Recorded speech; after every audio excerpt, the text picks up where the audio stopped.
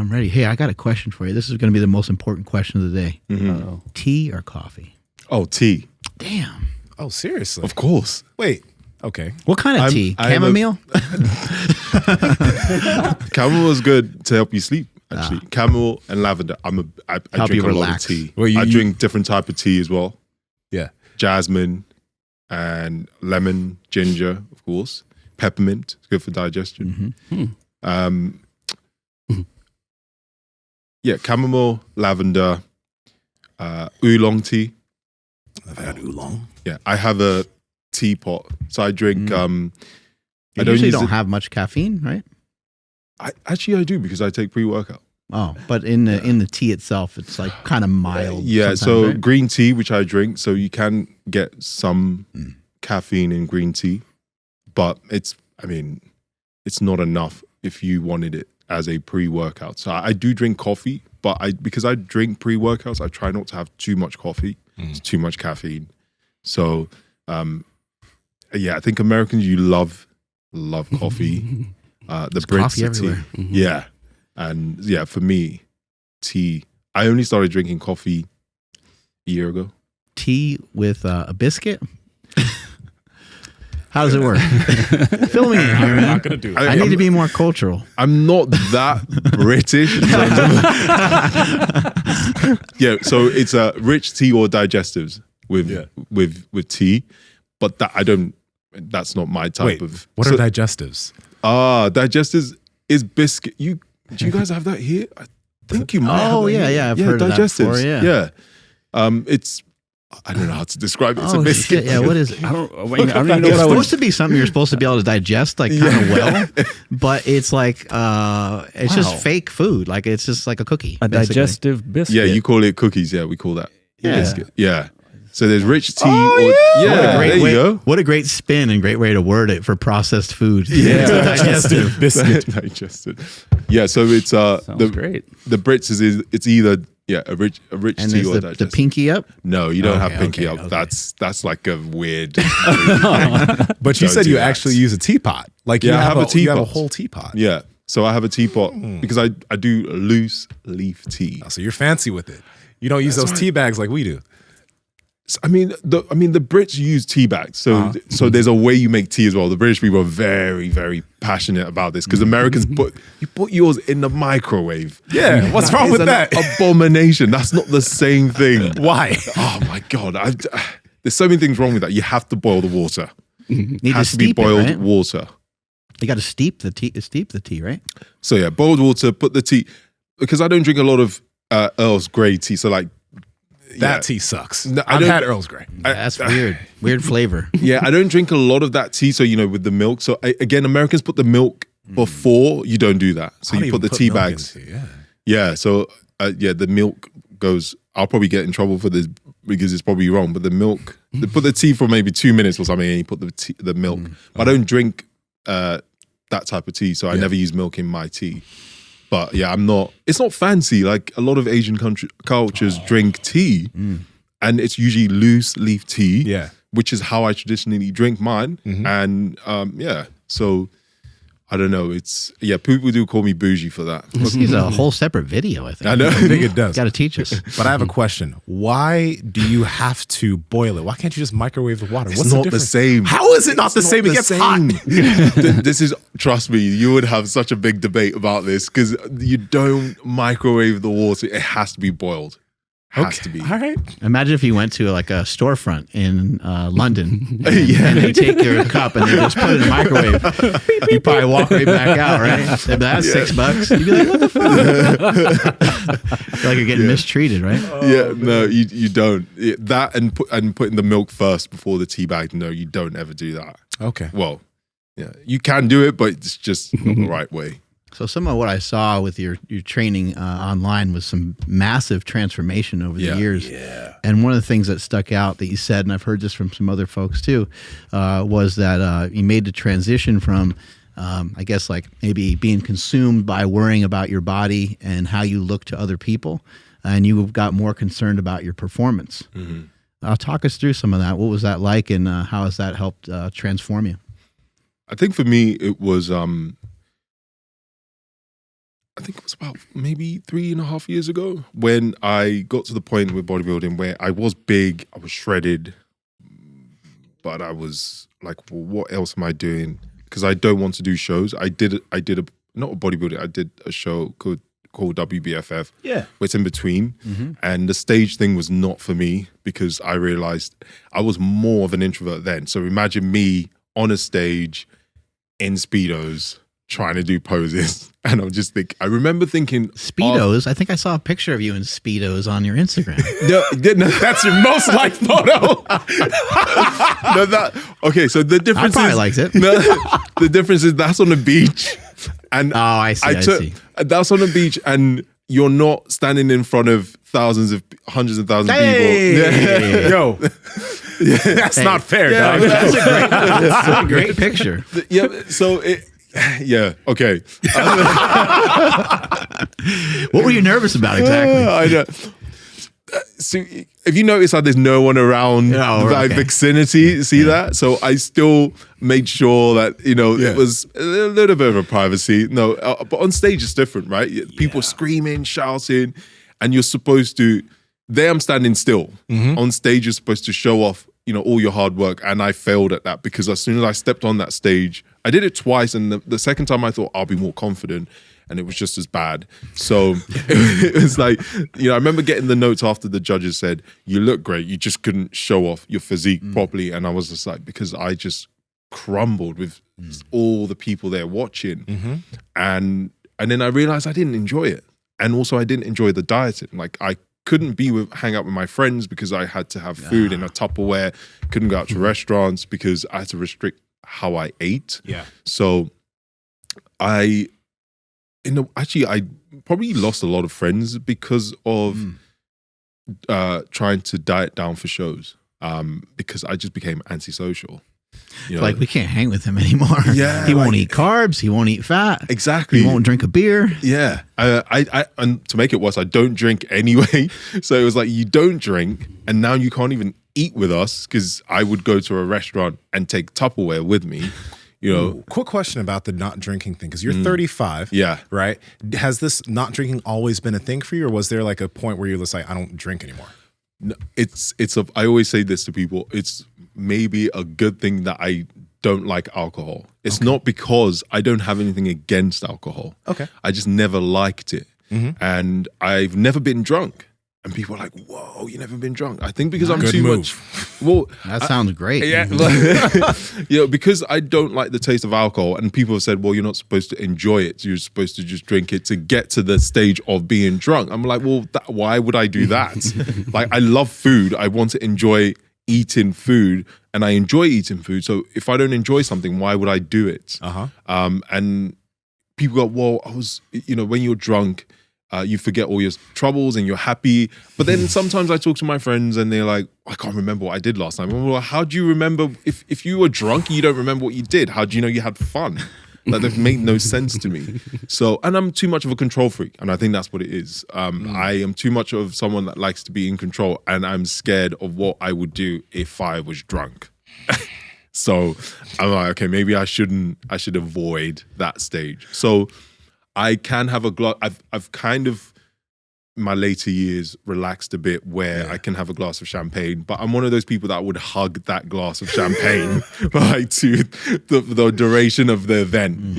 I would just have one, and I still have that control. And I think it also comes with food and my issues with food. I had a big, what's funny with bodybuilding shows and dieting down. And a lot of us don't realize we have an eating disorder when it comes to shredding and prepping for shows, because of the way we see food becomes unhealthy, because we have set calories. If you go 10, 20 calories over that, we'll be in the gym to do cardio because we need to try and lose that weight. Did you get on that kind of treadmill of doing that? Yes, really badly. And I did that for years. I Even didn't after realize the show? it was bad. Yeah. Even after a show, we will binge after a show. It's such a weird habit. I know that it's better now, but after shows, you would see a lot of us just chucking down food like it was running out. And a lot of us did that. A lot of us would just eat. I remember the last time I did a show, it was still old school way of dieting, no carbs, and you carb up like 24 hours before.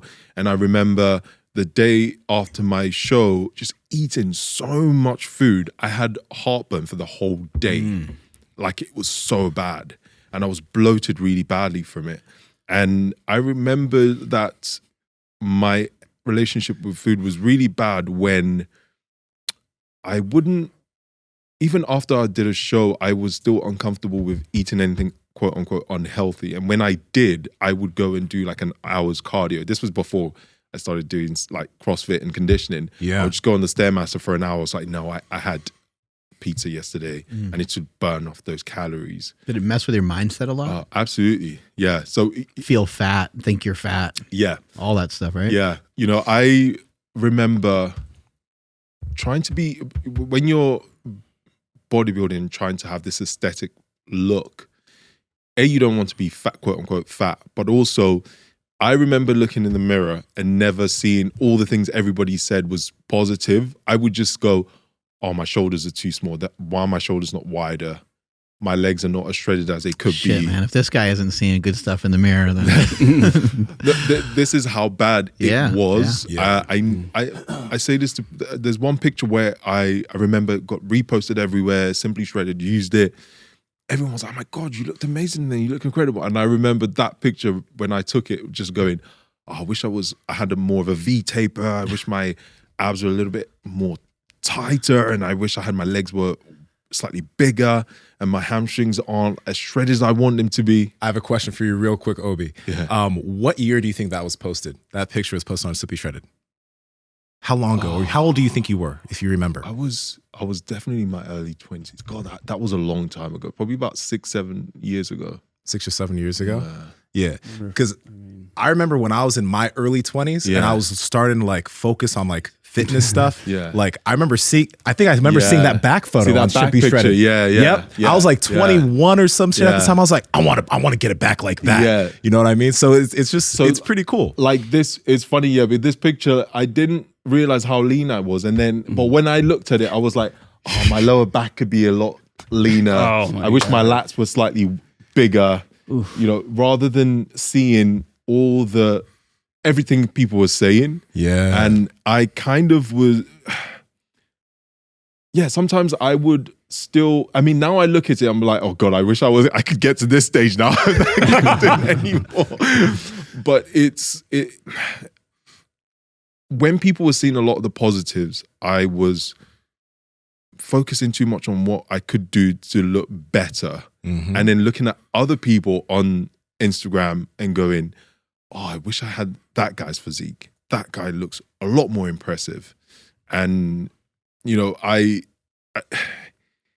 in a weird way, because you want to be better, you would never settle. And I think we were told that that's a good thing. Yeah. When you go, oh, I'm happy with how I look, that means you are not progressing anymore. You're not trying anymore. So in my mindset, it was, I need to look better. I saw a guy today at the coffee shop order a muffin. And I was just like, that guy does not give a fuck. Yeah, right. And I was like, I would like to trade places with that guy. Yeah. That's kind of nice. That he just like, fuck it, man, I'm getting a muffin. Yeah. You know, it's funny you say that, because I had a muffin for breakfast today. Are we surprised though? A muffin? Like, of course. No, but the more I think of it, the old me would not have a muffin, because it's not cheat day, right? I used to have cheat days.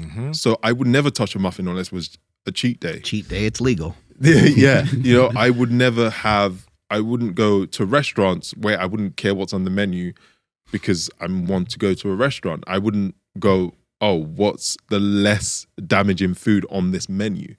I can have a burger whenever I want to now. I couldn't back then. But exactly the same thought process you have is the same I have now when I see people just, I'll have a burger today, I'll have a milkshake. And I'm like, even some part of me, I like to pretend I don't care and I would eat whatever I want. That's a lie. I still I restrict certain foods, you know. But there's an aspect that's good to that. Yeah, of course. Absolutely. Yeah, absolutely. So, but I still allow myself to enjoy the simple things. Like, have a muffin now and then. That's fine. And you do see people who aren't in the best of shape and they don't care. And before, I used to almost feel bad for them or sorry for them. And now I'm like, I wish I had that mindset. They have a great mindset because they don't care what other people think. We like to think that we don't sometimes. But in the back of our heads, we do. We're placing too much of our own judgment and our own rules on somebody else that doesn't even know us. Yeah. And they don't even know us. Yeah, you know? Exactly. So I look at them and think, if they don't care, who am I to judge them for not caring? Like, why are we so angry sometimes at people's choices? You know, and I find that weird. I think maybe I'm probably... But back in the day, I would care a lot. Be like, why don't you care about how you look? And why don't you care about what you eat? And unless they asked you for help, or unless they asked for your opinion, why are you giving it to them? You start giving them a seminar on calories in, calories out. Like, this is the way that muffin's going to work in your body. Yeah. You know, people get very angry and very passionate. And I used to be the same when it came to people who didn't do anything that wasn't bodybuilding. You know, I used to think bodybuilding was the only way to train, you know, and running. Same here. Yeah. I used to laugh at people who did running. What are you doing? Running around in circles. Go to the gym. Lift some weights. I never understood people who didn't want to have muscles. And, you know, like, No, seriously. like, how do you not want to be muscly? My son came home from the gym one day and he's like, what do people that don't work out do? Yeah. I was like, you made it, son. I just gave him a big hug. Just coming to meet and let's go. But Obi, question about, because like, with bodybuilding, I assume being the way that you started getting into lifting and then you started focusing on the way you look, I can understand the same thing you're saying. Because when I did shows, I did a bunch of shows and I stopped because I found jiu-jitsu, which allowed me to focus on performance. But one thing that I found when I started focusing on performance was I also wasn't focused purely on the way I looked. Like with shows, judges say your triceps aren't big enough. Yeah. You need more lines in your glutes. You need a deeper lower back. Even though you probably look great, with the sport of bodybuilding, it does come down to the way you look. Exactly. And with that, every single day, you're going to be focusing on, are my triceps bigger yet? Are they improving? Are they improving? Every fucking day. Yeah. And that, I mean, there are some people who've been bodybuilding for decades who I guess can manage that well. But for most people, that doesn't seem to be a good place for your mind. Yeah. You know? Yeah, I agree. It's like you said, you probably looked incredible to most of us, but the judges will say to you, yeah, your triceps could be bigger. You know, your quads could be more shredded. And that in a way plays in your mind and it can it becomes more of a negative factor of how you see yourself. You know, that's why I said when I looked in the mirror, I no longer saw, oh, I'm shredded, I'm aesthetic. I saw, oh, he needs bigger shoulders. His legs need to be bigger. His hamstrings need to be a lot more shredded. Yeah. So you start to see the negatives in the way you look. And a lot of us don't think about how that impacts us in our daily lives. You know, so when I did start doing some CrossFit, it was all by accident actually, because I was a CrossFit hater. I thought CrossFit was a joke. And then, do you remember Infinite Edge Intensity? No. Have you ever seen that Asian guy who would always, do you remember? He would like bash CrossFit form and like their kipping pull-ups and the way they did lifts in competition. People still do that today. I know. But he was like, he really popularized it back in the day. Yeah. I mean, hating CrossFit was very popular on YouTube. Yeah. You get views for just showing the fails. CrossFit fails is like a big thing. So I remember someone who followed me was a videographer, said, would you like to do a bodybuilder versus CrossFitter? And I was bulking, quote unquote, bulking. So I was heavy. I was heavy. I was about 115. When I was bulking, 115 kilos, so about 250? Yeah. Okay.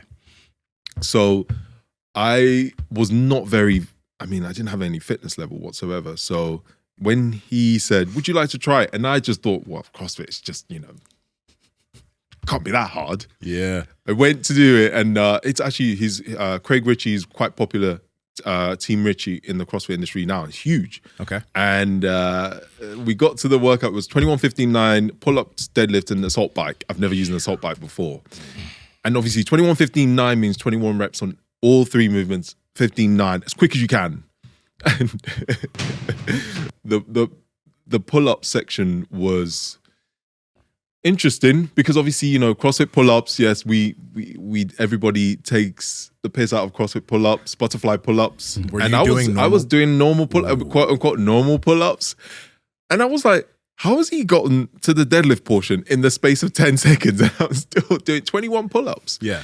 But I remember, I think I'll never forget when we did the assault bike version. Was this the video? No, this is when Matt does fitness. This my bad. This is a different video. This is later. That will be on, would it be on my channel or Craig Ritchie's channel? Bodybuilder versus CrossFit. There was quite a lot of it. Just to clear some stuff up for just a second, a lot of what is done in CrossFit is done because they're in competition against each other. Exactly. And a lot of times they're doing movements in a very specific way so they can get judged and critiqued on good reps. And a good rep in CrossFit in terms of a pull-up means that you have to pull your chest to the bar. So good luck trying to pull your chest to the bar with strict form. Exactly. It's really rare for anyone, even if they are super fit, to be able to do that. Yeah, exactly. So they kip. It's, I always say it's efficiency. You're trying to be more efficient. Yeah, so that was that's the first time I did CrossFit. Did you know that he was bringing you out because he knew that you were gonna struggle? I didn't know, because Craig used to be a bodybuilder too, but he was really well into CrossFit. So I didn't know he was really good in CrossFit. And as you can see, he's really strong. This was the deadlift portion of the workout. So people going CrossFit is a week. This was him doing deadlifts. So I kind of thought, you know what? Yeah, is that I don't remember them putting the. Yeah, so this was the. Yeah, so can you see that? And I was struggling. Yeah. End up with some rhabdo after that workout. I was in pain. So, as you can see, that was my first time on an assault. I call it the devil bike. That was the first time on this bike. And this was my first time actually seeing the butterfly pull-ups in real time. Because normally you see it in videos. And after this workout, I decided that, you know what, I want to try more of this. It looks really interesting. It looks really cool. I actually tried to learn to do a butterfly pull-ups and I couldn't do it. I think that says a lot about your mindset right there, because some people are stubborn. They're like, this is fucking stupid. They just leave. But you want them to learn more. I was really inspired. I also seen how strong he was and how quick he moved. And I was like, hold on a minute. I'm supposed to be fit. But this dude right here is fit, but he also has conditioning. Why don't I have that? And I think that was a question I asked myself after this. And then I remember literally 2 days after I was in pain, going back to try and learn the workout. These guys love it. They're filming everything. Yeah. They're like, get his reaction. Got him. Yeah. Sweat angel. Yeah. So after, I think I remember, I've done that workout again, actually. Yeah. And I've done it in 6 minutes. Damn. So that time was 9 minutes. Yeah. Because I learned how to kip now. Yeah. So I know how to do kipping pull-ups, but also I'm more efficient on the bike, on the devil bike, as I call it. Obviously, the older I get, ironically, when I did lose some weight, doing more CrossFit, I did lose some size. Of course, that happens. Some people did question, are you happy with losing all that size? And I was okay with it. I was fine with it. But the thing for me was, I want to be able to show people that you can be a heavier guy who looks like myself and also have some conditioning. And also people always say, well, you have to choose one or the other. And I'm like, well, no, why can't you do both? And that's my thing. And that's why I call myself a CrossLifter. I don't say, there's the hybrid athlete. I don't call myself a hybrid athlete because I always feel like you need the running element, which I don't. So I don't. Yes, it does mean I am technically a hybrid, but I call myself a CrossLifter, which means I do a cross section of fitness. So I do bodybuilding, I do CrossFit, I do functional training. I love kettlebell stuff, and I do road cycling. That's one thing. Some people will know, some people don't. So a lot of cyclists that recently, or is that something? No, I've been doing road cycling. 20. I mean, what would you say recently? 2020 maybe. Okay. Yeah, you've been doing it for a little bit. Yeah. Yeah. So I'm one of those people that you see with the jersey, with the bib. Right. With the whole the special whole shorts and everything. Yeah, special shorts, and I'm on the track. Oh, that's when I did track cycling. That was a lot of fun. That's probably really hard. Oh, it's really hard for my size. Yeah. So when I do when I go on the road, when I go on the road, you can imagine cyclists are half my size, and they see me and they're like, "Dude, like, yeah, why not? I'm having fun with it." Track cycling is a different ballgame. Have you gotten on one of those tracks that's like on the... So this is... outdoor track cycling is has a slightly elevation. It's indoor. That's really slanted, That's really slanted, yeah. So Francis Cade I was on his channel. So... I'll find it. You just go like hell on that? You just go as fast as you can? So with track cycling or with... Track cycling, track cycling is... there's different types. So the one outside, which we did stuff, is a little bit slanted. Mm-hmm. So when you watch the Olympic ones, but it's half the height, if that makes sense. Mm-hmm. Yeah, so you are almost on an edge. But we learned on that day, because obviously my size would do better with sprint cycling. So sprint cycling is literally just as quick as you can, one round. If you watch the Olympics, you've probably seen some of that indoor. Yeah. But what we did, These guys have huge legs. Yes, massive. Yeah, but I don't do that. I do road cycling, which is not. Road cycling is harder because you're just going, 40, 50K, some of these guys, I mean, they're half my size, so they're really quick. Yeah. And that's what I do. But the reason why I do that is because I enjoyed it. I tried it once with this guy called Francis Cade. He's a YouTube cyclist. He does cycling on YouTube. And I was like, oh, this is really interesting. I never thought going around on a bike, round in circles, would be fun, but I enjoyed it. Why not? So I started to get into that. And it's quite funny with my channel and my social media. I do have some people who are cyclists that follow me, and they don't care about the bodybuilding at all. So I thought that was quite interesting, and it was quite cool to have that. So sometimes I'll be on the bike in London. They're like, "Oh, Obi, how's it going?" Like it's so cool to have an audience that don't care about the fitness stuff, but because I have that hobby, and also because I also do bouldering. Again, which is someone my size has no business doing. Yeah. But again, for me, it's break the mold is something that a lot of people see me wear all the time. It's always on me. It's always on my head. I have a headband. I have it on my clothing. Yeah. It's because break the mold is for me.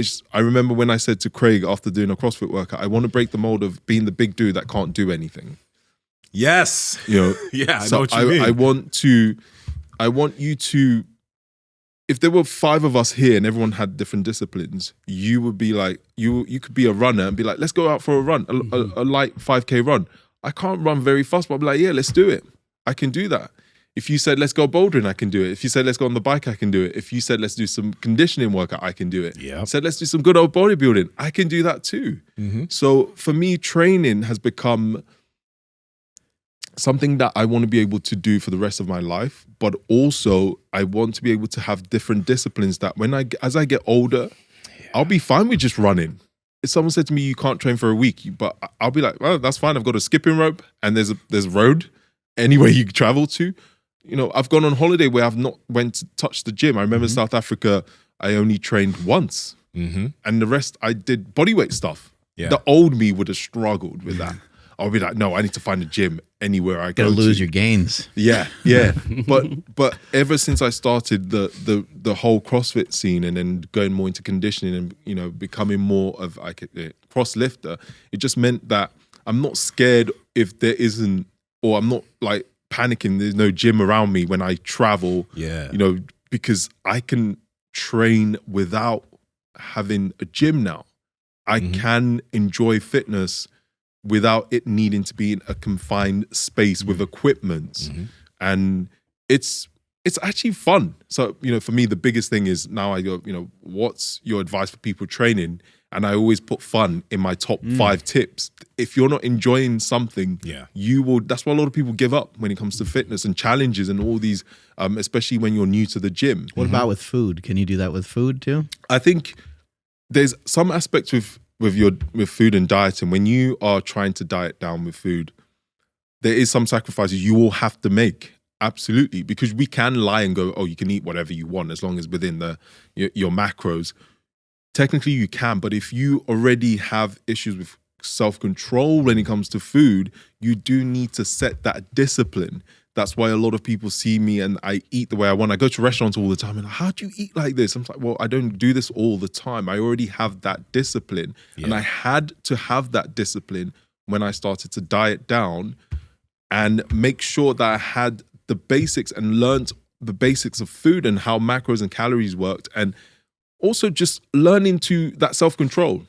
Because if you don't have that self-control to start with, then saying to someone, oh, as long as it fits your macros, you can do whatever you want. That's hard for them to then learn how to control, that impulse of, oh no, then that means I can have an Oreo cookie for the whole day because technically it fits my macros. Well, where's the nutritional value in that food?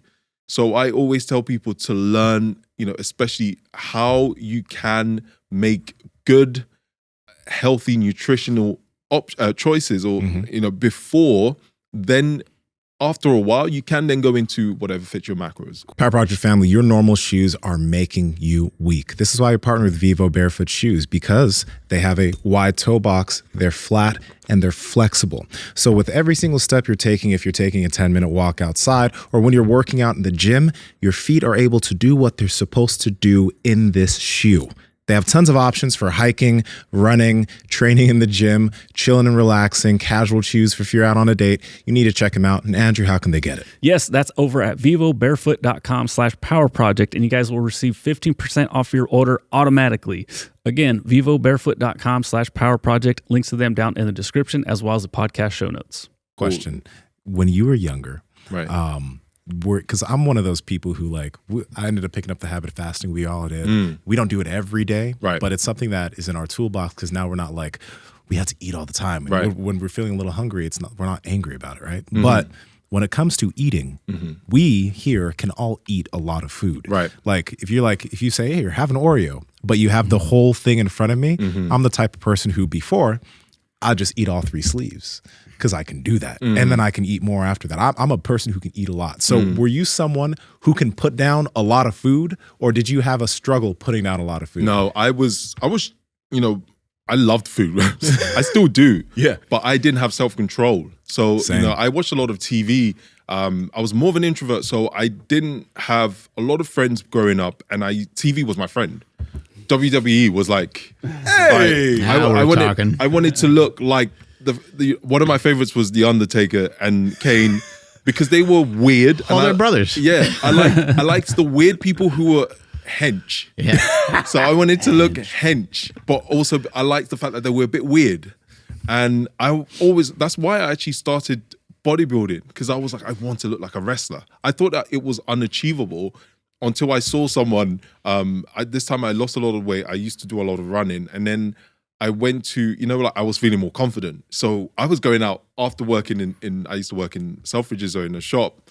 And after working there, me and my friends would go out and then we'd go to the bar. And, that was when I was a lot more confident. Yeah. And there was this dude just standing there like I don't dance. I'm too muscly and I'm too swole. So I got this stick up my ass. I can't move. Exactly. And I remember going up to him and I was like, how the hell do you look like that? That's impressive. I've never seen anyone outside of WWE with so much muscle. Yeah. And then he just said, do you go to the gym? I said, oh, no. I just do some running, don't eat much. It's like, well, you need to go to the gym, lift some weights, then you look like how I do. And I swear to you, the day after I signed up for a gym. Yeah. And I had no idea what I was doing. You're like the gym. Yeah, I know. yeah. I walked in, looked at all the equipment, and I remember I never used to have men's fitness magazines. I never bought any of that. I didn't want to waste my money on that, And then we didn't have YouTube. I always say to people, now you're lucky. Yeah, we did not have YouTube. We had no one to tell us. It was just like the bodybuilders, the Arnies, and I didn't know about Arnold then. because I'm not interested in bodybuilding. I'm interested in WWE. I want to be a wrestler. Yeah. So I remember the first few months in the gym, just watching people. They probably thought I was the weirdest person. I did the same shit. There was this really jacked black guy when I was 13 years old at my gym. Yeah. So I knew he went to the gym at like 6 p.m. every day. So I'd run and I'd watch him lift. I'd be like, I'd just be copying his shit. That's exactly what I did. I literally copied people. I would see them. I'll be like, I don't know what this machine does. I'll stand in the corner. I'll just wait for someone to use it. I'm like, that's what you do. And then I'll go and use the machine. I did that for a long time. And it started to work because then I remember my family being Nigerian, being heavy set is seen as healthy. Yep. Right? So when I was heavier, it was Nsima, he's always got to eat like a cheeseburger and some French fries, right? My grandma used to say, where's the fat? You're wasting away. You're wasting away. Yes. It's like, Grandma, I'm 250 pounds. I'm 250. 250. Yeah. It's funny because when I was slightly heavier, I was chunky. So that was fine. You know, that's normal for us. Yeah. And when I lost a lot of weight, it was a year of I did a lot of running. My choices was terrible. I restricted my diet a lot. And then, so that wasn't even as bad. It was worse than that. But the funny thing is I never used to take pictures of myself. So people will go, oh, do you have pictures of back then? I was like, I didn't want anyone taking pictures of me because I hated the way I looked. Why would you want to have pictures of yourself? And it took me a while to actually like taking pictures of myself. And the only reason I started taking pictures of myself was because I started to look better. Yeah, that's why What's the timing difference? That's a long time. Okay. This is how long did it take you to I don't know, get in pretty good shape?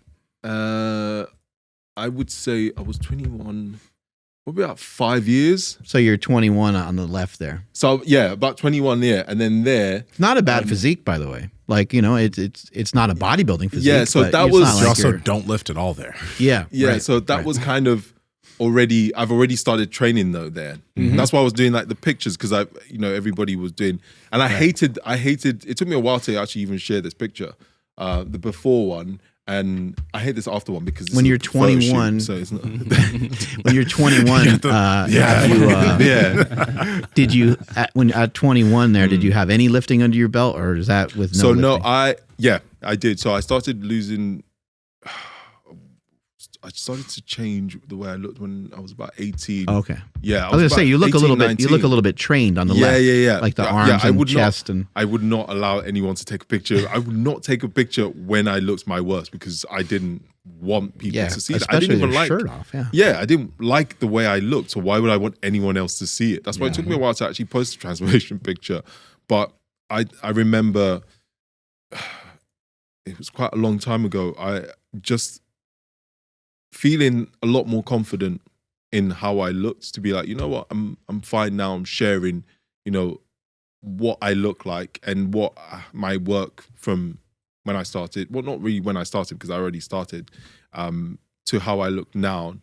And I just remember, I will never forget after years of lifting, then by accident, we, I don't know where we were, but we were out. It was with my friends, and I was already like quite big. And I saw that same guy, and I was bigger than him. Oh, yeah. And then he was like, "What the hell happened?" I was like, "Yeah, I took your advice. Thank you." I'll never forget it. I still remember his name Francis. I remember his name. Yeah, that's how he was a big black dude. So Francis, he was Nigerian too, and this is awesome. And that's why I'll never forget his name because because of him, I started to lift. And there's always something that happens that will make you change, or something that happens that forces you to, or will make you remember why you did certain things that makes big impact on your life. So for me, the only reason I got shredded and did stage shows was because I worked in a gym, and one of the PTs, Tristan, he was the one that said to me, "You're wasting your potential. You need to shred down and do a show." And thankfully I said yes, because I didn't really think I could ever be shredded, because being shredded was, again, a different level to being muscly. Yeah. Because you can be muscly but not shredded. And if I hadn't said yes to him and gone through the whole chicken, rice, and broccoli just 6 times a day, jeez, I can't eat broccoli now. I can't eat tuna. Tin tuna I can't do anymore, and broccoli sometimes makes me sick. But do you think you could have diet, like with all you know now, as far as calories and stuff, and don't you think you could have dieted in a different way to get that lean? Oh, with all I know now, absolutely. We made so many mistakes. Yeah. So many mistakes and so many silly things. I mean, but at the same time, one of my friends actually said, well, maybe you had to make that mistake to know that you should never, ever, ever do that again. So in a way, although, yes, it wasn't optimal, but it was what worked for then. And because I did that, that was how the whole social media career started for me. If I hadn't done all of that and listened to him, I would never have gotten leaner. Because when you're shredded, I don't know if most of us did. We took loads of pictures, and then you start drip feeding the pictures every week. You're like shredded TBT. Back to when I was shredded. I remember TBT. that. It would be like Throwback Thursday. Throwback Thursday when I was shredded. Yeah. So that was the main thing that got me to people to start to recognize what I do and recognize my physique. I got a question here. How did you get big? Because it's one thing to be lean, right? But you're big. How'd you get, what, was there a particular style of training, or do you think you just responded well to training? Was there something specific that you did? Honestly, it was old school way of getting me. It was just bulking and then training. I bought the Arnold encyclopedia of bodybuilding. Yeah. I bought that, and I was just like, and then reading all of that. And then with dieting, I started to learn what bulking was. And how heavy did you let yourself get? Like, what was your heaviest on like a bulk? 115, 116 was around my heaviest.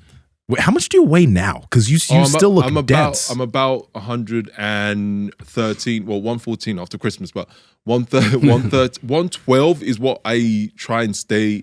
110 is what ideally I want to be at, because that is not too heavy that I can. Because now you're around 112. Yeah, we're the same weight. We're what's the actual pounds? 246. 246. Yeah. So the thing is, what I've realized is the heavier I start to get when I do conditioning workouts, it's just a struggle. The aerobic stuff is just a killer. Yeah. So I try not to get too heavy. But with bulking, like old school bulking, when I started to add size, was just eating a lot. And I started to learn more macros and calories, and I was just loads of food. Yeah. And bodybuilding I used to do, because when you're younger, you have time. So I was at college at uni, and I would train twice a day. I used to do the twice a day training, and then I used to do the old school shoulders.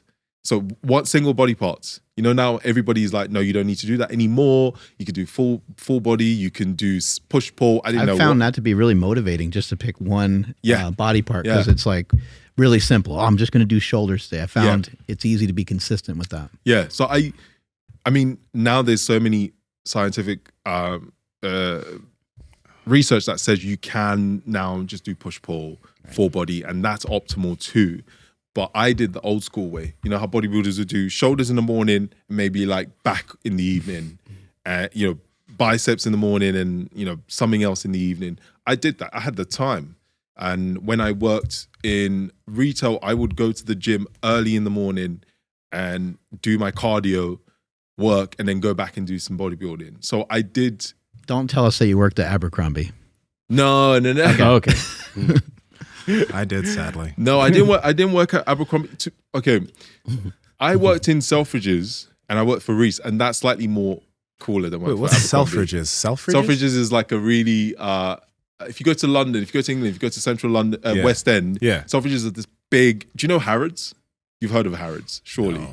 No. What's Harrods? Harrods is.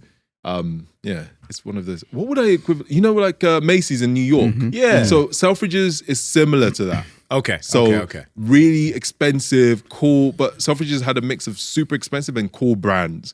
And when you were young, you wanted to work either for Selfridges or Harrods. Harrods was more luxury. Gotcha. So that's in Knightsbridge. So I worked in Selfridges in West End, and everyone's cool and trendy. So that was when I lost a lot of weight and I was feeling myself. And that's kind of why I worked in Selfridges.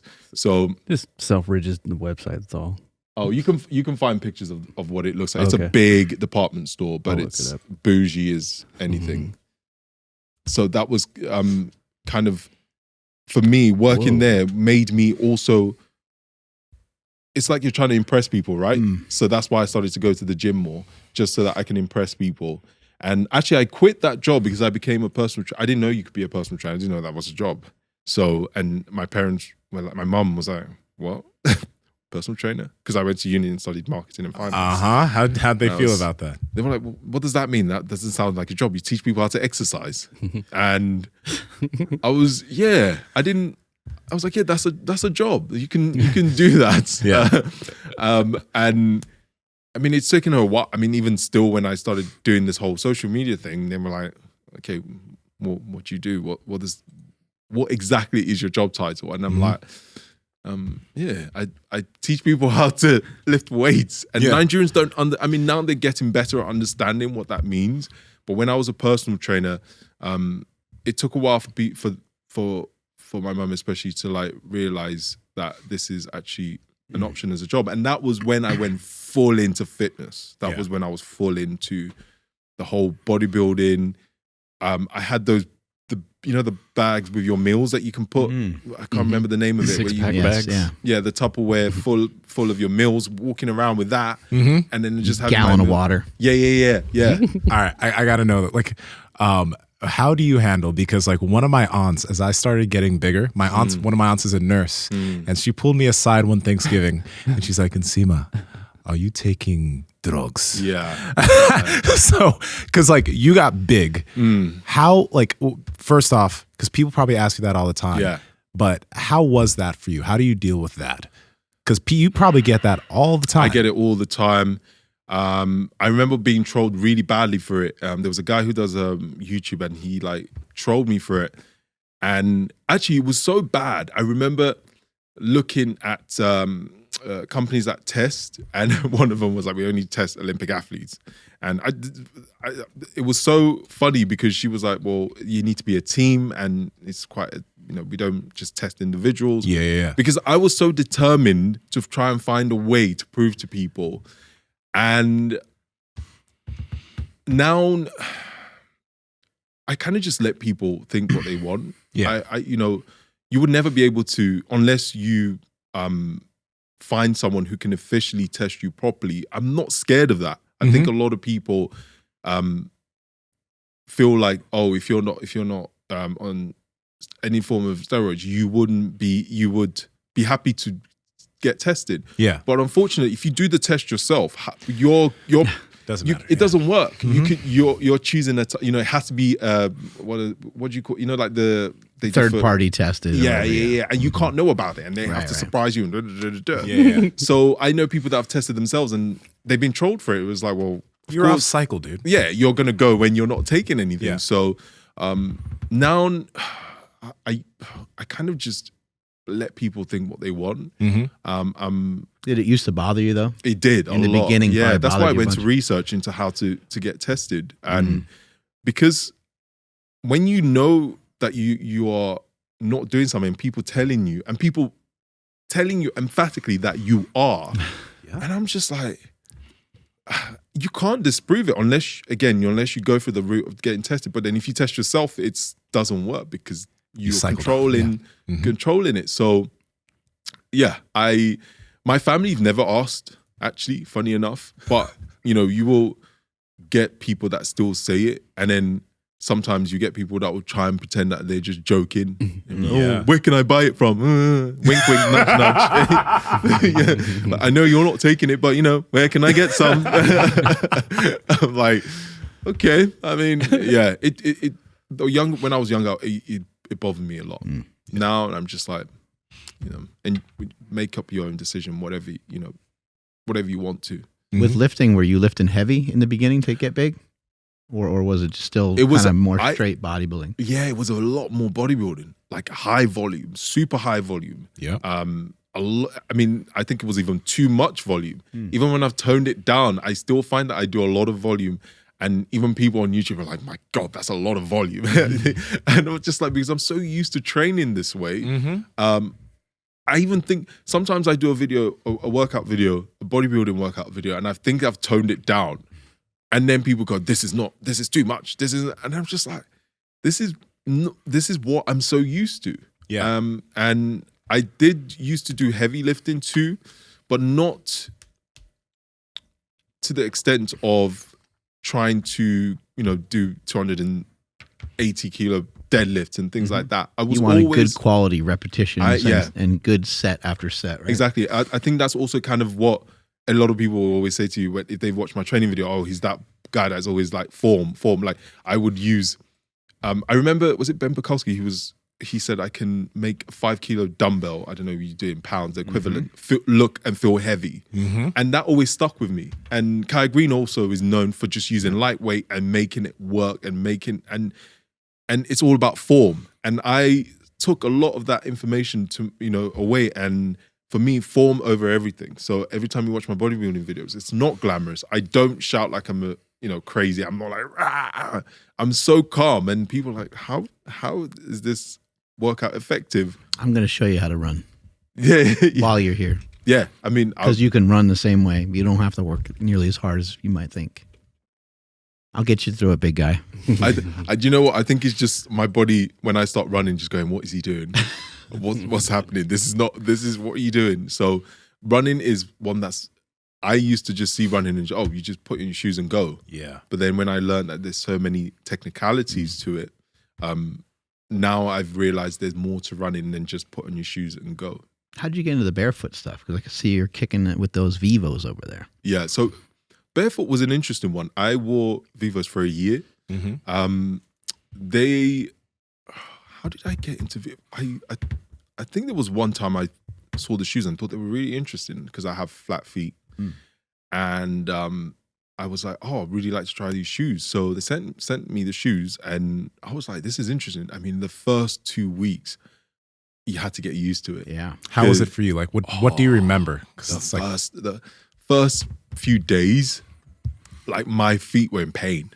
They were not used to touching solid ground and just walking around. So not like, I can't describe what the sensation feels like. It's just uncomfortable. That's what it is.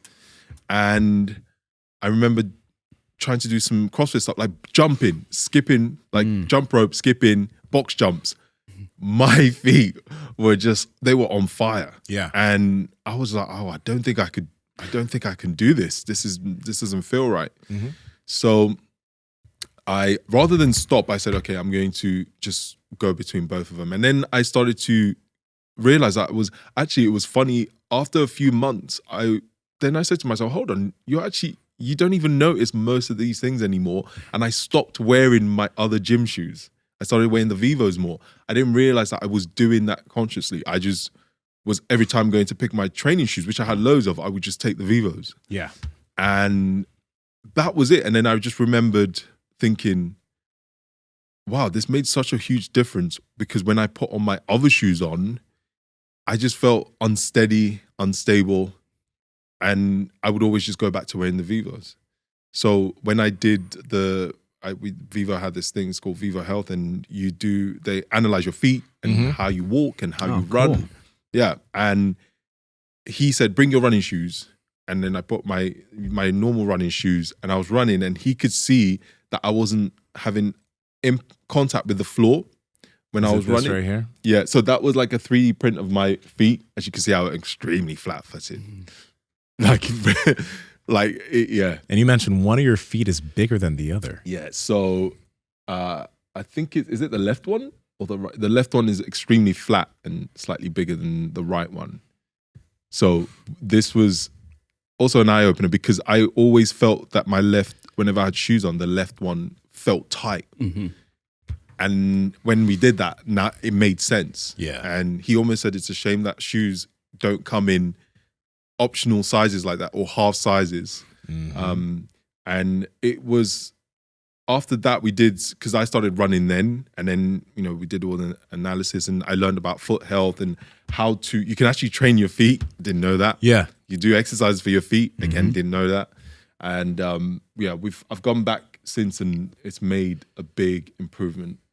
And do you have to order 2 pairs of shoes so you can get like a 12.5 on one shoe? And see, unfortunately, 13 on the other. No. So 13 is too big, so you need like a half. But I see. Once you get to a 12, most people don't. The half sizes stop. It's so weird, right? You get 8.5, 9.5, 10.5, 11.5. But once you get 12, they just in the US, you can get 12.5. Do they not do that in the UK? In the US, no. In the UK, it's very hard. It's even already hard to find 12s anyway.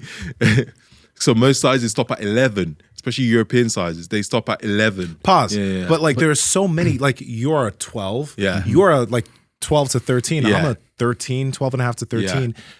But our feet size aren't uncommon. No, but then also it's different sizes, right? It's like a 48 or something, right? Like it's not like 12. I think maybe like 47 in Europe, 47. I wear 46 in Vivos, so that's a 12.5. That would be about a 12.5 in the Vivos. Yeah, 46. I wear a 12, so 46. Yeah. But you ever tried a Vibram shoe, the 5-finger one? I used to wear Vibrams before, but that was years ago. And people used to take the piss out of me. All the time. They used to take the piss. What's he showing right here? Is that that's where the you pressure plate. So you can see obviously the green, and that shows how much pressure I have with contact with the floor when you're just standing. Yeah. Yeah. So much on that left side, huh? Yeah, and then you can. So the main thing he said because we're so used to having shoes that the toes go up. If you notice, you can't see my toes. Oh yeah. I stand with toes up because all the shoes we have toes up, which we then get used to standing back rather than. So you technically should be able to see all your toes on that pressure plate. Yeah. And he said, I'm so used to doing that. And also the pressure point it should be almost centered, but you can see where the pressure is on either side. And yes, the left is the right one. It just looks like I'm not even. Maybe you made your left foot bigger by putting more pressure on all the time. Yeah. So that's also, and actually I find myself correcting myself. It's the subtle thing. So he said a lot of us stand where we are comfortable. Right. So a lot of us do this. Or we stand like this. Mm-hmm. And he says that's why there's more pressure on one side. So he says if you, just small things is changing that. So I always find myself sometimes, if I'm cooking, I'm like, change your stance, you're standing like that. So it's just those small changes I didn't even think about until kind of we went through all of this. And then when we did the second time round, almost a year after, you could see there was a difference, especially the way I run. And especially with the pressure on the pressure plate and how I stand. But it's just learning all that was so alien to me because I didn't think there was a lot of, especially there's a lot of science and information you can learn about your feet. And just the simple things as the way you stand can affect, the way you walk can affect everything else. So I had to change a lot of ways. So now 90% of the time I train in barefoot shoes. And when I go for walks, like I said to you, I walk a lot now. I walk in barefoot shoes. I didn't used to like going for walks back in the day. So really? Yeah. Was that a change in habits? Yeah. Or yeah? It was I think, ever since I changed the way I train, but I also think that I always say to people, I'm the laziest fit person you would ever meet.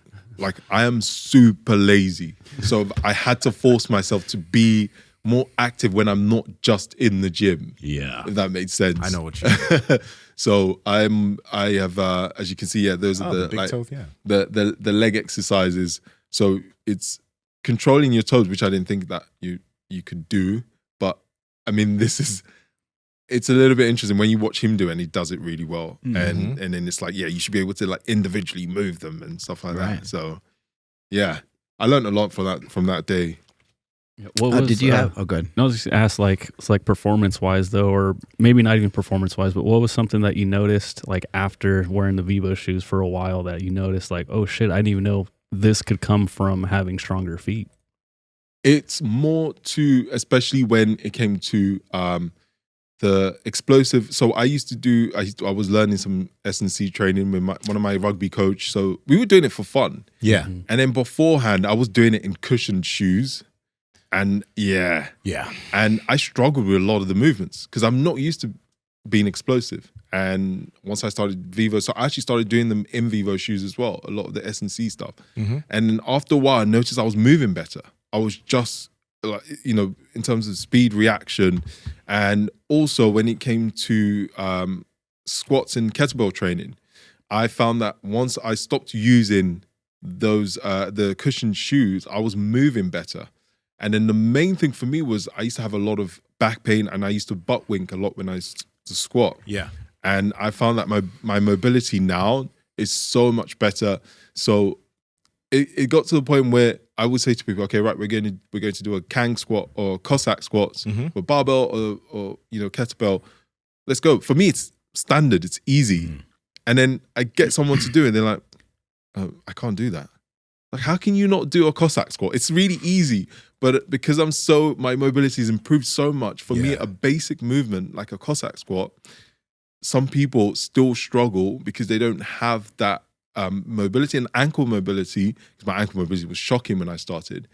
And now, you know, when it comes to things like overhead squats and having some barbell cycling in the workouts and doing some snatches in the workouts, I can do that now where I couldn't do that before. Yeah. But for me, certain things I used to think, things like pistol squats. So, you know, I thought, you know, I learned to do it, but even just doing pistol squat to a box, I thought, you know, pretty standard. Yeah. Some people can't do that. Yeah. And that's when I realized how much improvements I have made since I changed, you know, especially my footwear, whereby now that movements that seem basic to me, it's very hard for individuals to actually execute. And people in great shape too struggle with them. No, it's made a big difference in terms of like not just balance during things while I'm doing jujitsu, but like things like walking. When you were talking about kind of changing the way you stand, we've done a podcast in the past when we were talking about like how we walk differently in terms of the way we place our feet and the amount of weight we put on different parts on our foot when we walk.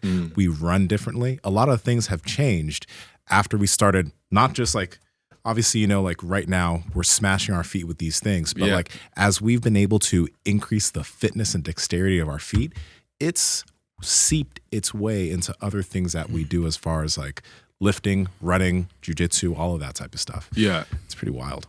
You mentioned your back bothering you. Did you run into other injuries, or have you been like cautious enough with your training to where you haven't really run into a lot of injuries?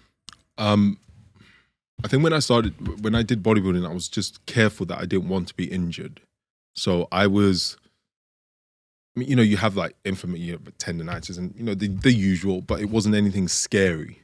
But now that I do, my training is more diverse. Yeah, there's a few things here that will probably hurt more, you know, that wouldn't if I just stuck with bodybuilding, but it's not, you know, knock on wood here, they'll probably hear that. Anything that's really affected me that I couldn't train. So I am quite careful, but you can't be when you do certain type of conditioning workouts. You just have to do them. Ironically, I've sprained my ankle, but I was walking. I just wasn't watching where I was going. So a lot of injuries I've had nothing to do. Were you on with your the phone time. or something? Yes. Actually. Oh man, You're just walking. Yeah, and there was like a little pothole, and I didn't see it, and you know, and luckily it wasn't too bad. So it was a week of just limping, and I recovered. I've torn my bicep, and I was doing a 40-kilo kettlebell work. Yeah.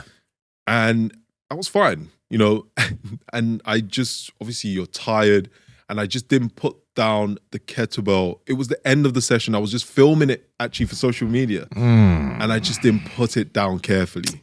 Because so what? Like, did it just go like? I kind of, from the snatch position and no control, and that extension. It always hurts my back if I do that, and I kind of get disconnected, and I'm like, oh, let down or let go a bit. I get hurt because you've obviously the same way you lift that weight up, you perform the exercise. You should still have that same way you put it down, but because I wasn't thinking, and I was like, oh, I'm done, and it was like, and then my biceps. Luckily, it was just a small tear. It wasn't like full on tendon pop. Yeah. So that was, again, had nothing to do with the workout. It was just me not paying attention. Yeah. So those are the two major injuries that I've had, luckily. That, you know, the bicep one was slightly more serious because even though it was a small tear, you forget that, you know, just bending your arms, your biceps, you know, lifting your arms overhead. So that was the first time I've had to actually take a step back, but then I could train around it. But I think it was also a nice way to learn, because I've had clients before when I used to PT have injuries and not know how they felt not being able to do certain things. But having that, I had to start training in a different way and learning how to move in different ways. And, you know, especially also when I did the ankle. So that actually, even though it was a week, it was about 3-4 weeks till it was fine that I could start doing some snatches and stuff like that. So learning to train around that was a big lesson as well. Yeah. That's also, go ahead. I mean, that's also makes sense. Like at that time, you probably had a lot more tools than just bodybuilding. Yes. Right. So you've already started CrossFit. Yeah. And I'm curious, man, because going from bodybuilding to CrossFit, it's a very different type of domain to be fit in, right? So how long did it kind of take you to become proficient? And for you, because I think you mentioned in the gym, there are certain parts of your physique that actually improved by doing CrossFit. Yeah. So how long did it take you to get pretty decent coming from a bodybuilding background? And then as far as your body's concerned, because you do care about the way you look, like you're not going to let yourself get out of shape. Yeah. But how has that changed? Like how much weight did you lose or maybe gain? Or has it been easier now because you're better at CrossFit to maintain more muscle than it was in the beginning? Yeah. I think, okay, first in terms of getting good. Yeah. I mean, being good can be different ways, right? Yeah. Efficient would be, it took me a year. And that was at a lot of the other things. The Olympic lifting took longer because Olympic lifting is very technical. And I had to get someone to actually show me how to, especially snatches. You don't want to mess around in a snatch and that barbell drop in. And I made the mistake of trying to learn Olympic lifting with a mirror. So, which you don't do in a CrossFit box because there's no mirrors. Yeah. So what happened was when I went to CrossFit boxes to start training, there was no mirror. So I had to relearn how to do Olympic lifting. Yeah. You know, so it was, I would say a good 2 years. It took me a year to understand the basics, a good 2 years to be like, okay, you know what? I'm getting better at this and I'm moving well. My body is starting to feel less stiff during a workout, because I always know how much my body's changed when I train with other bodybuilders in a CrossFit workouts. I have videos where I've done bodybuilder does CrossFit. So I've done with like Matt does fitness, Steve Cook. And when I'm like, okay, right, we're going to do a dumbbell snatch or shoulders to overhead, and I demo it, and then they come to do the movement, and I'm like, what are you doing? This is just this easy move. Why are you complicating this? Why? Yeah. You know, I put them on the ski, and then I'm there, you know, it's all arms. And I'm like, this is surely quite basic, but I forget that I'm so used to training like that. Yeah. There's so many people that struggle with shoulder to overhead, you know, like push pressing in, you know, with reps, because bodybuilding, we're so used to 1, 2. So they always control the weight. And I forget that I was there at where they are.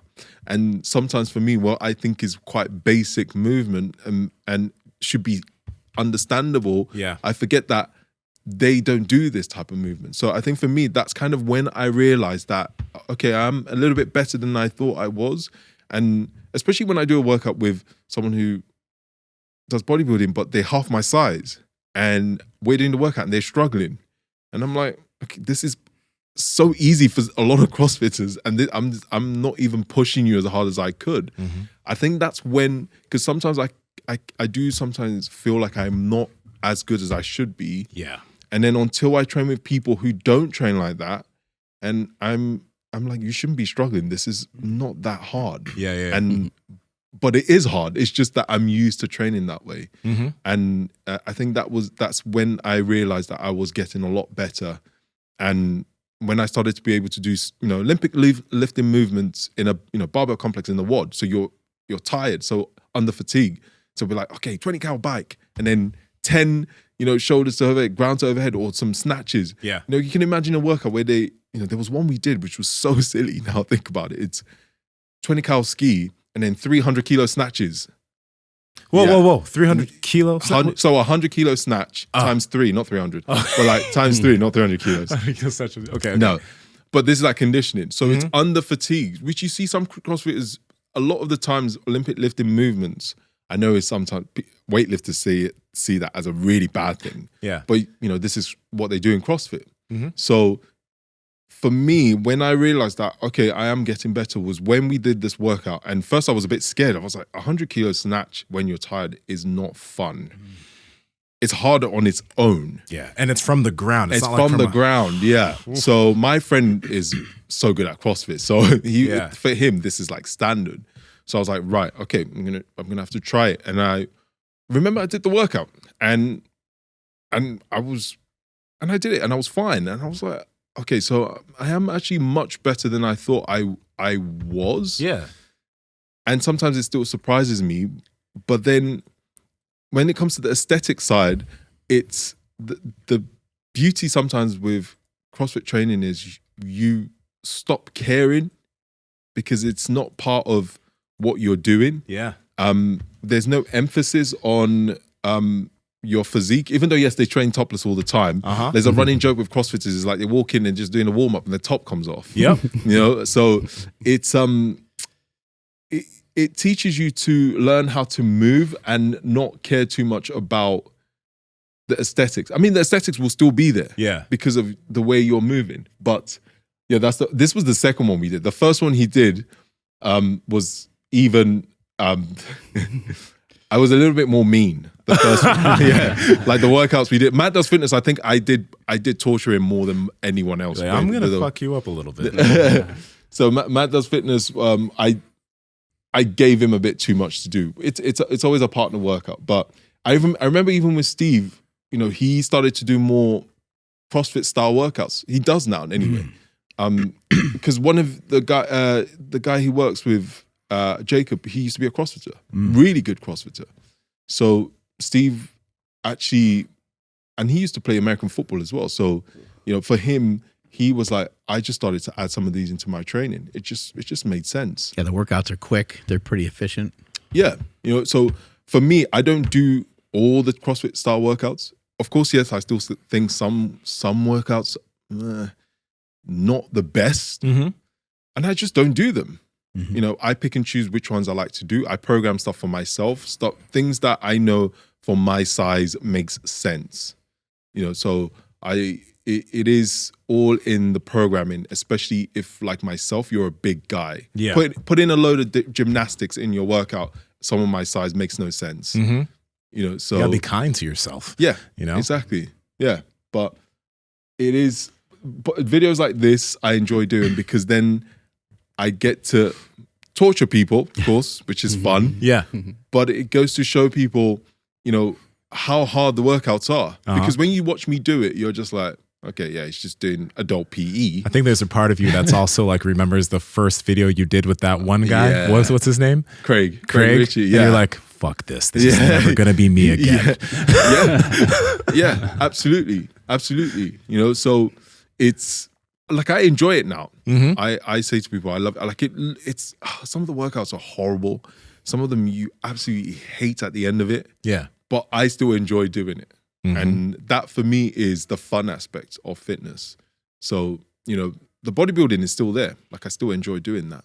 It's not, some people go, oh, you don't do bodybuilding anymore. You only do CrossFit. I'm like, no, I still do. But I wouldn't look like this if I didn't do bodybuilding anymore. Yeah. I would have lost some size. I still love doing this. Makes me love bodybuilding more because I look forward to just doing the bicep curls and shoulder presses and not, battering myself, in a workout. Yeah. It's just like now I have diversity in my training routine. It's not just one way of training.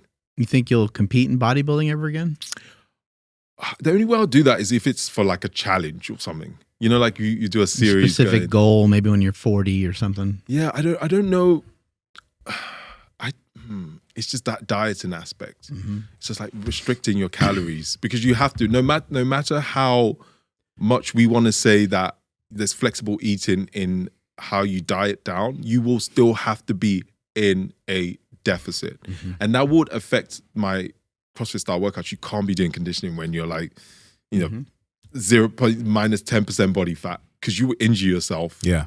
So plus minimal calories too. Yeah. Right? You can't afford that. So I would have to make a lot of sacrifices. And I think because I've enjoyed the way I've been training for the past 2-3 years and not restricting anything, I'm not sure how I would do with restricting my calories now. Yeah, you end up in a situation where you end up with what I call, and then what? So cool, did a bodybuilding show. Maybe you got to 5% body fat. Maybe you won and all that stuff. But then what do you do from there? You know, and can you like, you know, maintain a way better physique than you already have? Maybe, but maybe that's also not where your interest is right at the moment. Yeah, I mean, I would... when I learned to swim, I would love to... Wait, dog. You gotta rewind. No, that's the one thing. Wait, like you can't... I can't float. All right, wait, pause. But can you freestyle maybe? Like, just like aside to the other, just like freestyle, or do you go in and I'm if scared it's of 6'5", you're gonna sink? I'm scared of drowning, so I don't know. I can't float. I've had like a lot of swimming lessons, like teachers, and we struggle to help. I've struggled to float. And have you ever done a DEXA scan? No. I'm curious about your bone density. I wanted to do that a long time ago when I was doing purely bodybuilding just to see. But I want to learn to swim because I would love to do a triathlon. I would love to try it just to see what that feels like. Yeah. But the swimming aspect is still I mean, hey, no, that's a fair fear. Especially if it's an open water. Yeah. Like, why? Just why? But it's invigorating though. Like I see people do it and I'm so jealous. Yeah, especially because you're already on the bike. Right? Yeah. I'm like, why can't I do it? I'm useless. I'm absolutely useless in the water. My wife and her friends, they were like helping me float. They're like all holding me. And they're like, okay, like 3, 2, 1, we're gonna let go of you, okay? And I'm like, yep. And they're like, yeah. And they're like, all right, you know, see if you can float. And every time they let me go, my legs just went down, like they're like an anchor. And my ass, I'm like, my ass is like a big anchor. I don't know. I'm like, I don't know what's going on here. It's crazy. It's the same for me. Like this is a true story. I couldn't film it. I wish I filmed it. So the swim teacher put like floaters on my arms. And he put all the floaters he had, right? And he was like, right, you should be able to float now. And then he left, and then got in the water, laid back, and then my legs were just like, bloop, bloop, bloop, bloop, and then my arms started to go. He was like, I don't have any more floaters. There's literally, he couldn't put any more on. And he was just looking at me. I was like, dude, I know, I told you, I'm not exaggerating. I'm struggling. I struggle. God was like, let's make Obi, make him jacked. Yeah. You can do cardio. Swimming, let's take that. Yeah. I was in the water with my kids one time in Lake Tahoe, and we're out there for a little bit. I can swim a little bit, but not very well, and for not very long. I started getting tired, and my son gives me like, you know, one of those like water weenie things. So I put that like between my legs, you know? And then my daughter gives me one, and then somebody throws me a couple more, and I'm still sinking. You know, and I'm swimming back, but like my ass and my legs are going like this. And he's like, kick your legs, and I'm like, I'm like, I don't know, nothing's working really. It's like quicksand for you. It's like the more you kick, the more you sink. Well, and I was laughing too, which made it like worse. And then I started like laughing and choking at the same time. So I'm like choking on water. I'm like, this is actually might turn serious, even though I'm laughing. That's the one thing I wish I this year I want to try, and I need to learn to swim. It's ridiculous. I have to. How many lessons have you gone to? I've had about 5. You had 5? Yeah. And has it improved through those? No? No. It's all the same. It's always the same. Just, they can't get me to float. My legs just don't want to stay up here. And then even if I'm kicking, my legs are so heavy. I wonder how much floating you need to do to actually swim though. Especially maybe just like, I guess you're going to do an open water swim though, which is different. You don't get to like kick off the wall, you know? Like, at least in a pool, you can kick off the wall and like get momentum and then, you know, maybe just fake it until you make it to the other side, you know? All right. So question, when you go under the water, like when you go in, can you like like swim in the water, or like, you know what I mean? Like doggy paddle? Like not even being above water, because you know when you go in water, you can then just swim in the water, or do you just go straight to the bottom of the pool? Yeah, basically. Holy shit! It's like a submarine. Yeah. Just get really good at holding your breath and just go underwater the whole time. Well, you know what? Maybe that's what I have to do. Like I will probably film this the next time I try and learn. I think I need to film it for people to see how bad it is. My guy, did you ever watch One Piece? Yeah, of course. Yeah, you're like one of those devil fruit users. Oh, yeah. You just can't swim. Yeah. You have all this power and you can't sink. swim. You just sink. Yeah. How long are you here for? Only 2 days. Yeah. You want Andy to teach him to swim? Yeah. His wife is an amazing swimmer. But the thing is, like, Ross Edgy's offered to help to teach me as well.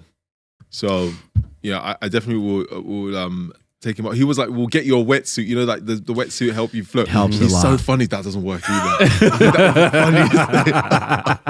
I think that would be hilarious if it's like, this is supposed to help you float, and that still doesn't work. But that's one thing we want to try. Maybe if you do a triathlon, you can use a jet ski. I mean, if they allow it, but you know, maybe they're like, hey, we'll make an exception. Yeah. No, I definitely, I want to film the next time I learn. So, and I'm gonna hit up Ross and just be like, right, let's do this. Yeah. And with the wetsuit as well, will be quite cool, right? You know, the whole look like Black Panther as well. Yeah. So, like, that's gonna look so sick. I mean, hopefully I learn to swim from it, not just because I want to look cool, but yeah. But hopefully the next time I come back, yeah, you'll learn to swim, man. There's hope. Yeah. Have you had to change some of your interpretations of being so worried about the way that you look? Do you worry about it less? Is it still something that floats around in the back of your head, or are you more positive about your body because of the cool shit that you can do with it? I'm more positive for sure, like a lot more. I don't analyze the way I look as much anymore in terms of my physique. I think, again, because we don't have mirrors in CrossFit boxes, it doesn't, I don't have to constantly look at how I look and go, oh, you know, this, because it's just conditioning workouts. I still do, of course I still do. It's just natural. There's no way that's not going to go away. When I do bodybuilding videos, for example, I know I'm smaller. Yeah. I had surgery on my eyes. I couldn't train for about 6 weeks. I definitely got smaller. What happened to your eye? And so my eyes it's genetic. So I had to have surgery. And I had 6 weeks of recovery where it wasn't like I couldn't train. I just, because it would, like, the lens, it would detach, so I couldn't. So it's not LASIK, it's completely different. Yeah. And so that was tough. That was really tough. That's why I said I'm lucky I started walking because I walked a lot. Like, for me, it was like 15,000 steps a day minimum. Nice. So I was just walking I saw parts of my area I've never seen before. So I that affected me for sure. That was the one time it started, that whole, oh, you're smaller now. You know, you're not looking as lean anymore. So that started to creep back in. And I remember as soon as he was like, it's safe for you to go back to train. And I was like, it was more bodybuilding. I was like, oh, okay, I need to go back to, you know, because I'm losing my gains. And I think now I am not so hard on myself. I think that's the difference. And yeah, the only time I think now that I kind of would sometimes go, oh, you look a bit small and stuff like that, is when I do like the bodybuilding videos, because I do the instructional videos. Yeah. And then I can go back to the 2016, 17 videos, and I'm like, oh, my arms are definitely a lot smaller for sure. And then my friend who's bigger than me now, I used to be bigger than him. And, you know, I mean, he's joking, but I'm like, because he's like, my arms are bigger than yours. And I'm like, oh. Because I'm the friend who's like, you know, when you're like the friend who's the hench one. Yeah. And now I'm losing the hench status, you know? So, I mean, yeah, it still affects me, but not as much anymore. But even saying that, like, you versus like 99% of the population, like, I mean, I think it's so ridiculous. Like, us being in this fitness industry, right? Yeah. Like, even though that friend of yours is bigger than you, like you're still bigger than a vast majority of people, you know? I know, and but it is wild. You don't see it that way, do you? I know you. We don't. We never do. You know, so it's not. You know, sometimes people go, "Oh my gosh, you're huge," and I'm like, "Oh no, I'm not that big anymore." I say this all the time now, and sometimes I have to stop myself saying it because I keep saying that. You just gotta say thank you. Yes, I know, right? Oh, thank you. I appreciate it. Yeah, I don't know if the Brits, we have a hard time sometimes taking compliments. So, you know, someone say, "Oh, you look good." I think everyone does this. And then you're like, "Oh no, no, I look like I look terrible today. I look like crap." You know, and then I remember someone on Twitter when they were like, when someone says you look good, I'm like, "Oh yeah, thank you." And I was like, "Yeah, why do we do that? Why do we always try and deflect?" Yeah. You know, take a compliment, you know, and plus if it's about your physique, we spend so much time on it. Yeah, this is true. Right? You figured you'd be like, fuck yeah, thank you. That made me feel great. Yeah. No, you're absolutely right. But yeah, if it makes you feel weird for some reason, and then you want to like try to deflect or just throw out the, I'm trying to get like you, bro. Yeah. Because you know you used that one before. No, yeah, I mean, yeah, you do it. You also say that to be nice, right?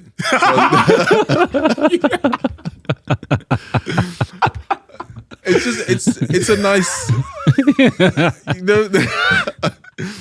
I mean, yeah. So I think I'm learning to just be like, thank you, I appreciate it. But every once in a while, I'm like, I could be bigger. I used to be bigger. Yeah. What do you think about like people being shamed to be in better shape? Like, think that's healthy? Like, what do you think of kind of like fat acceptance, fat shaming? Because like in some countries, it's unacceptable to be fat, and the parents will say, "Hey, you're getting fat," and it's not a thing like it is here in the United States. If a parent was to tell their kid that they were getting fat, I think everyone would think that that's there's a reason to like freak out. And man, maybe it is. I don't know. But what are some of your thoughts on it? I think it depends, right, on your culture as well, right? Because I'm Nigerian, and that's why I said being Nigerian, like we see being, you know, heavy and chunky is healthy. Like we're eating good. You're not wasting away. You know, I can be this size and like my grandma would be like, "You're wasting away." You know, so I used to be one of those people that used to preach to everyone that didn't ask me about my opinions on how you should look. And I used to believe that everyone, like I said, everyone should be muscly. All the guys should be muscly and all the girls should be like toned and, you know, be in good shape. And the older I got, the more I realized that life is different. Reality is different for everybody, you know? So we can go to extreme where we start to tell everyone being, you know, extremely on the other side of being fat is good. You know, like they go, "Oh, it's fine." You know, we have to draw the line at some point. Too much of an extreme is a bad thing. Yes. Right? Too much of a good thing is it doesn't matter what it is. Same with food. You can have too much of good food and, you know, it just because you're eating well, you can still, you know, like certain countries have certain type of foods that they make and we think, oh, it's fresh and, you know, it's organic and whatever. But you can eat too much of a good thing. So you can, I think that we've gone to extremes. Have you ever had a conversation with like a family member or someone close to you where you kind of had to almost give them like a little intervention, or they came to you and you know, like I don't know, how does the topic come up if you ever had to do anything? No, I've never had with my family, because my family, no, we've never had this conversation. You know, I'm really into fitness. My brother is really into fitness. My other brother is really into fitness. So they all understand how, you know, the whole fitness lifestyle. So we've never had this conversation. For me, I believe in also managing your business sometimes. Don't give advice until people have asked you. But then I also believe that people should be able to enjoy their life how they want. I know it's nice that we can give advice. So, okay, it's good for you. It's, you know, this being this big is not healthy, or being this skinny is not healthy too, because sometimes we forget that side of things. We always attack the bigger side, and we forget that you can be too slim. You can be underweight. So I think unless people ask sometimes, that's fine. Give them advice. But I think one thing I've noticed, especially online, is people are so angry. And I think because of where my life and a lot of things that I've had to work for and been through, I don't want to spend my time being angry about things that some of it is none of my business. It doesn't affect you. Yeah, it doesn't affect you, and unless it affects you, I understand why you're passionate about something, but people tend to just want to impose their opinions on other people. And if you don't live the way that they want you to, they are offended by it. And you're just like, why? Sometimes I say to people who have strong opinions, well, how does this affect you? How does this change your life if this person listens to you or not? Why do you, I understand you care, but if the people who are enjoying their lives don't care, maybe you should exert your energy somewhere else, So I am now a firm believer in just letting people live their lives however they want. Enjoy your life however you want. And if you're happy the way you are, good for you. I don't have a strong opinion about how other people should live their lives and how they should look. Because I even sometimes get opinions on how I should be living my life. And I'm like, okay, well, how does this concern you? What if it does affect you? Or what if you think it affects you? Like, what if it, in the case of COVID, right? And it puts a lot of people in the hospital, the people that were more unhealthy were more susceptible. And what if you feel that it is kind of infringing, like, you have thoughts kind of along those lines? So, yeah, because, the hot COVID and, people, they saw the majority of people who were affected by it. And again, we can give advice, general advice, of course, but I think there's a different type of way of approaching how you advise people as well. Because some people attack, right? And they're so harsh with their words. It's like, if you weren't so fat, you wouldn't die because of it.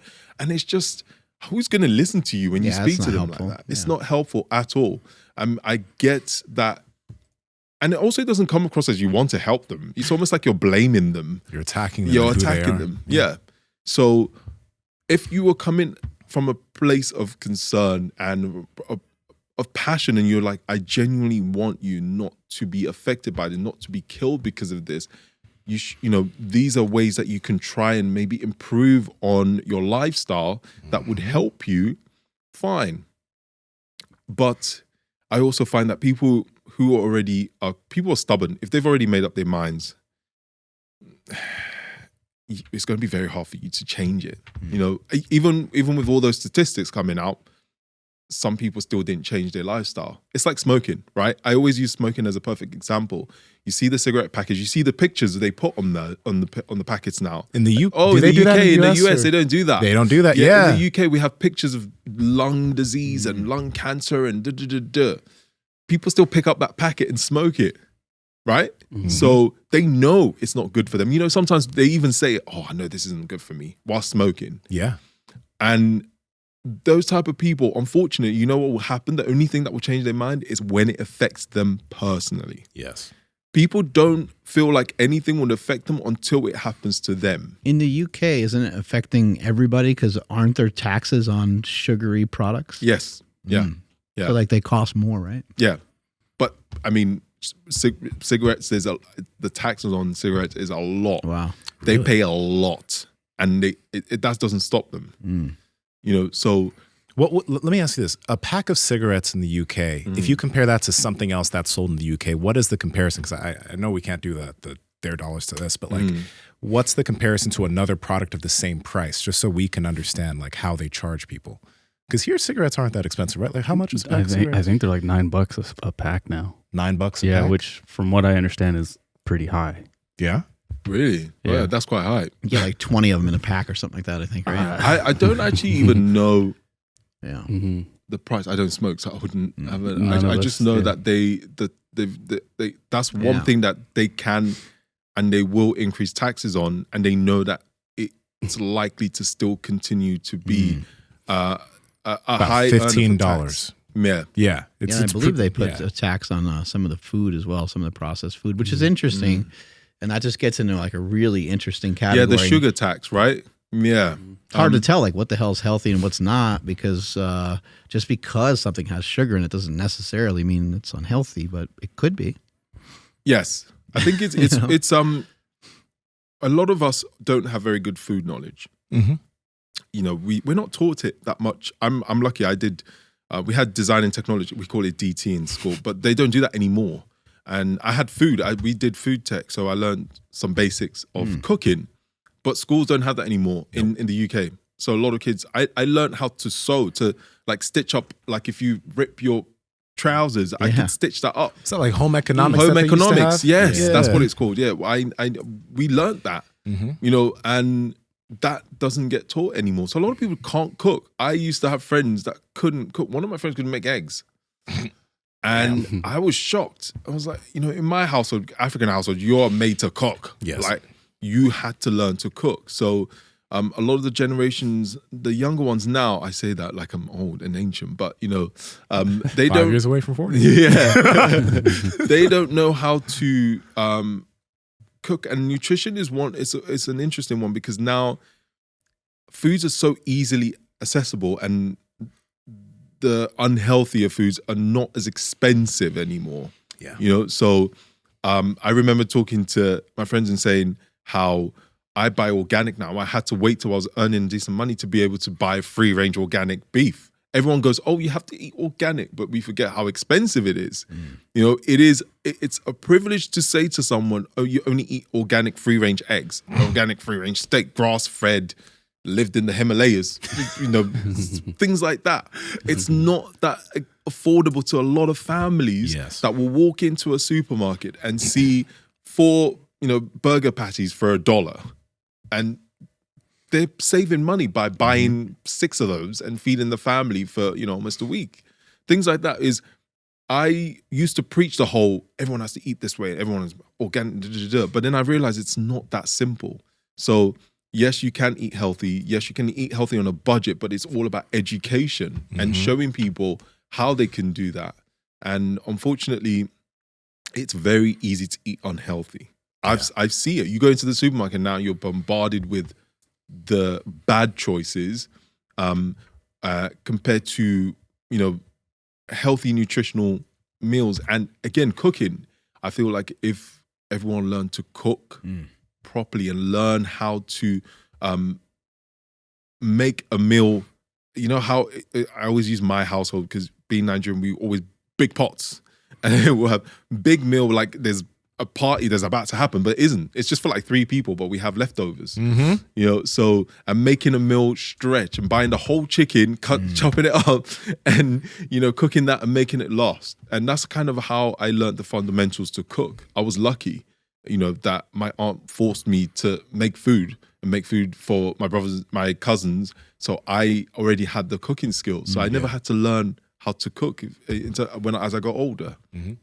It's not that complicated though, cooking. It doesn't have to be that hard. It can be complicated. Yeah, it doesn't have to. It doesn't have to be a French cuisine. Right. No, you know. But I think it scares people sometimes when they think, oh, I have to put this ingredient and this ingredient. That's why now I love seeing like YouTube channels where they simplify cooking. Some TikTok videos as well are quite great to show you how to simplify cooking and not scare people. I know there's I can't remember the chef's name. He does like 5 ingredient cooking in 20 minutes. Ooh. And then it's it's just really useful because people, I think it's Jamie Oliver, and he makes cooking very simple, and families can be like, oh, I can make this and it's quick.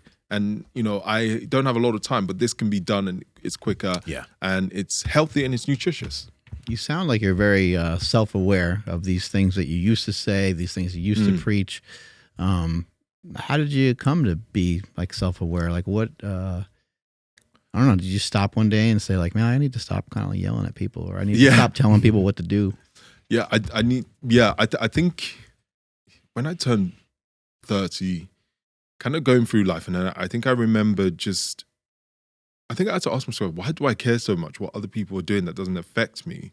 And why was I so harsh on people? You know, like I said, when people are unhealthy, I wasn't understanding. I just felt, oh, they're lazy. You know, and it's not that simple. And I think I started to be more sympathetic when, also when I started to get busy with work. And there are some time periods where I had to skip training. And I never thought I'd be that person that would say, I was so busy, I didn't have time to train. Because I thought that was like, nah, you'd always I'm in find a business time. meeting. Yeah. I always used to think, oh no, I'll find time. No way, I'll find time. But then there was a few times it happened and I was like, so I get it now. And one of my friends had a baby and his training, and they just bought a house, and his training is not even secondary now. He said to me, I remember, because we were the same. He was so into training in the gym. Yeah. And he was like, that's the least on my list of concerns. I want to work, go home to my family. I want to see my baby, be around my baby. And we're doing the house, they're doing up the house. And he was like, I don't have time to train anymore. And we were having this conversation because he was surprised that he would ever say something like that. Yeah. And again, that's changed I know it sounds awful because then it feels like something personal had to happen to me for me to even understand more what having a family can sometimes affect your training. But in a way, I've learned because it was a learning experience.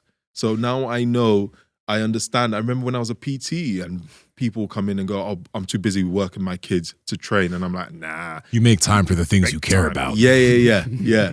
And now I realize that, you know, there are other things that are also just as important in life than just training. I think sometimes people like myself in the industry, we sometimes think that training is the most important thing in life, and it's not. Unfortunately, this is going to sound weird as someone like me who is training and my social media is training. Yeah, I've realized that it's not the most important things in life. There's more important things in life, and if it means you get to spend more time with your baby, and you have to skip that session, I understand. Yeah. And there are more ways to take care of your health. Like you don't have to go to the gym and train for an hour to continue to be healthy. Like there are so many things you could do at home to maintain not even just the muscle or whatever, but just to be healthy. It doesn't require you to do so many other things that we might be doing. There's easier habits, making sure you walk a little bit. Exactly. You know, move around at home. Like there's a lot of things. Yeah. Going for a walk. That's one thing. Like just walk. You know, put the baby in the pram, take the baby out for a walk. Pram? Yeah, is that pram. What do you call pram here? So cradle? Cradle, is that what you call it? Yeah. Wait, what's, so you know the thing there? Stroller? Stroller, yeah. So you call it a pram. Pram, stroller. Wow. Okay. Or buggy. Buggy. Yeah, I've heard buggy a lot. I love this. Yeah, a lot of the American listeners will be like, God, what does he say? What does that mean? What does this mean? They'll probably have to get the Urban Dictionary out on Google. Keepy Uppy was the best one I've heard so far. Yeah, Keepy Uppy. Yeah, versus juggling. Yeah, you know, we didn't pull up that Gatorade commercial, but we were talking about that earlier. I think you want to play it right now. Sure. Yeah, let's play this real quick. Now, by the way, you know Steven Crowder, Ladder with Crowder. Yeah. Did you see what he mentioned about this? He said to Gatorade or whatever, no Gatorade, this is not healthy. That was his commentary on it, and then it went viral. But I haven't even seen the commercial, so I'm interested. Introducing Gatorade Fit. Fitness starts from the inside out. Get healthy, real hydration. And no added sugar, artificial sweeteners, or added colors. Gatorade Fit. Healthy, real hydration. All G. People got pissed off of that. But you know what I don't understand is this was the same with the Nike mannequin.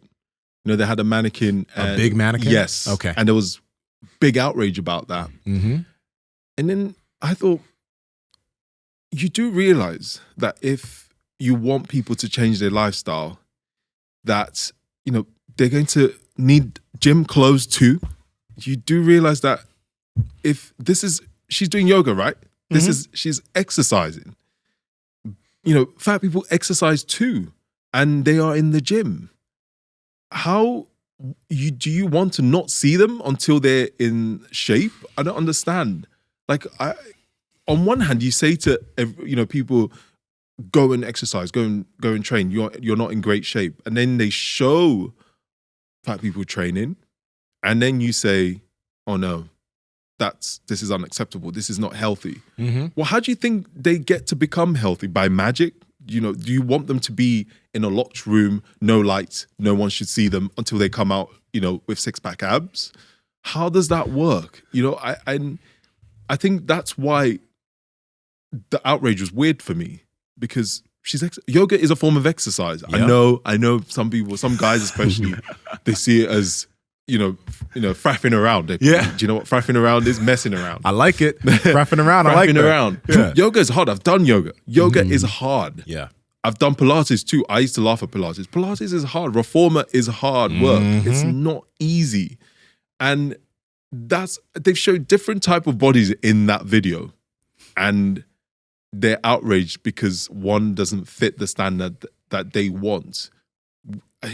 Which is quite interesting, because now imagine they have family members who are the same size as her, and they have parents, or sometimes it's annoying because then you have to personalize something for people to feel an emotion. Yeah. But you shouldn't have to, you know. But imagine someone who looks like her now seeing everyone that tweet and feeling that they shouldn't be seen. Yeah. There should be something that should be hidden away. That mannequin, the Nike mannequin one, was outrageous for me. It's like, of course they need to see what the gym outfit would look like on them.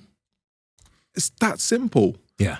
But people were outraged about it. And I think the younger me would have been the same, actually. I would have probably reacted like, oh my gosh, how can they show someone this size on TV? Shouldn't be allowed. Because I was so into everyone should be fit and look great. I wouldn't have been like that outraged to tweet anything. I would have just thought that, so that was that. Yeah, I remember there was a huge uproar with that too. And now for me, it's like, yeah, great. They get to see what that's going to look like on them, the outfit. You know, they are in the gyms. They go into the gym. This is a sportswear brand. One thing you hear from some people, and this is not my belief, but the thing that you hear from some people is like, yeah, but kids are going to see that and they'll think it's okay to be that big. It's affecting the children. That's what you hear people that's what some people say. But it's like, again, they say that about steroids too, though. There are kids who are overweight, and guess what? It's good to be able to see someone who looks like you doing a positive activity, because then you can also see, hey, this exercise thing can be for me too, despite me being overweight or obese, right? Yeah. It's the weirdest thing to get mad about. Well, in that video, I mean, she's working on it, right? Exactly. She's in there working on it. Yeah. The other thing I think that's probably not really all that realized or all that talked about all that often is that, if you were to poll everybody in the gym and you asked everybody, what's your level of happiness with your physique? You're going to walk away with like probably not a whole lot of people that are that pumped about their physique, regardless of the shape that they're in. They could be in incredible shape, as we're talking here today. I think everyone has felt that before, where you get in good shape, or you get in what you feel is really good shape, and then maybe 6 weeks later you feel fat, and you're not fat, but you feel fat because your body fat percentage is higher than it was previously. Right. And so I think what we're trying to do with fitness and what we're trying to do with our health and nutrition and this kind of like hobby of ours is we're trying to figure out a way to induce some stress in each and every day, so that the stresses of life, when they come at us, we're able to mitigate them a little bit easier, because we just feel a little bit better about ourselves. We have a little bit better confidence. That's really all you're trying to do. It's just a form of self-improvement. And so I think it's great for people to know that this is for everybody. Like, please, everybody get involved in this. I think on the fitness side, where we get screwed up or messed up is we might feel so good from doing a certain thing, a particular diet, a particular exercise, particular style of workout.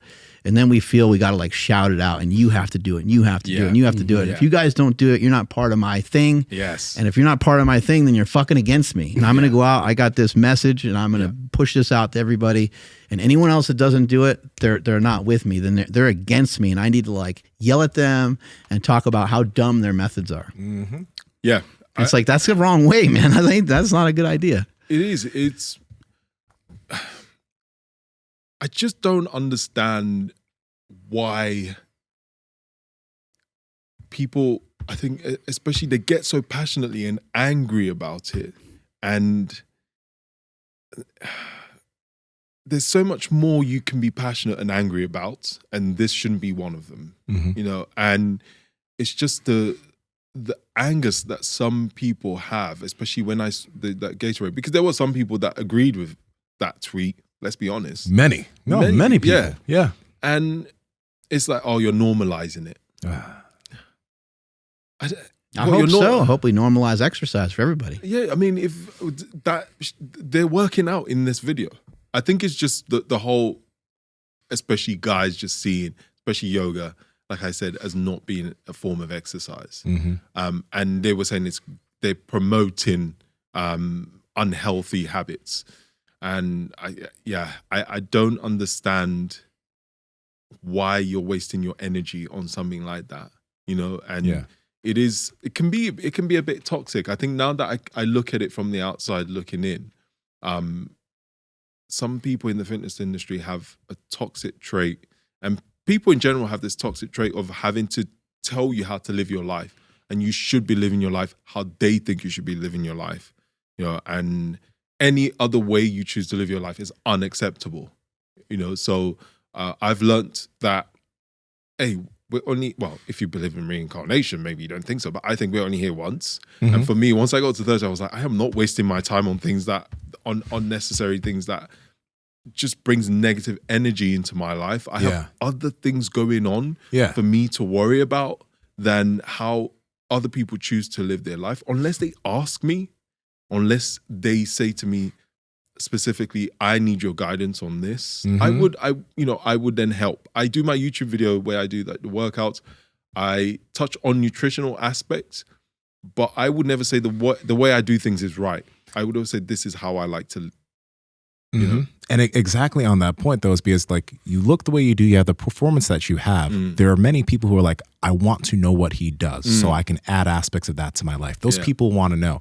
But you're also not coming at it like, this is the only way to do things. Exactly. This is the way I do it, and this is how I enjoy to do it, and these are the reasons why. Yeah. And if you choose that, fine. But if you're doing something else, okay, that's fine. Do your thing. Yeah. You know? Yeah, I mean, now I would, sometimes some people say to me, oh, I'm trying to lose weight, but I don't have time to train. What do I do? But I do really want to go to the gym. I was like, go for a walk. And I'm like, what? Like, yeah, just go for a walk every day. Do it. Just don't even go into the gym. Sometimes people say to me, I'm so bored of the gym. I'm tired of working out. I'm like, you know what? Take 2 weeks off and don't go anywhere near the gym. Go for a walk. Do something. Go on the bike. Go on your bike. If you have a bike, go on a bike ride all the time. Go for a walk. Don't enter the gym. I guarantee you when you come back, you will enjoy it more.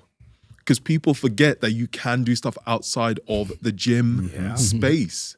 And before I would say, oh, maybe change your training plan to do this and da-da-da-da. Now I'm like, you know what, take a week off. Don't even touch the gym. You know, you can find an activity to do that's fun. Go trampolining. I don't care what it is. Do something.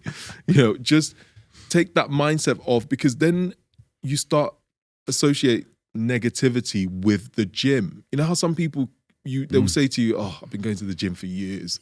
Nothing's worked. Oh, you know, and it shouldn't be. They should be excited. You should be excited to want to train. You should be like, oh, I can't wait to train. I can't wait to hit the gym. If every day you're going and you're not enjoying it, and okay, if you haven't tried to change your routine, okay, maybe try that. But if you've tried to change your routine, you're still not enjoying it.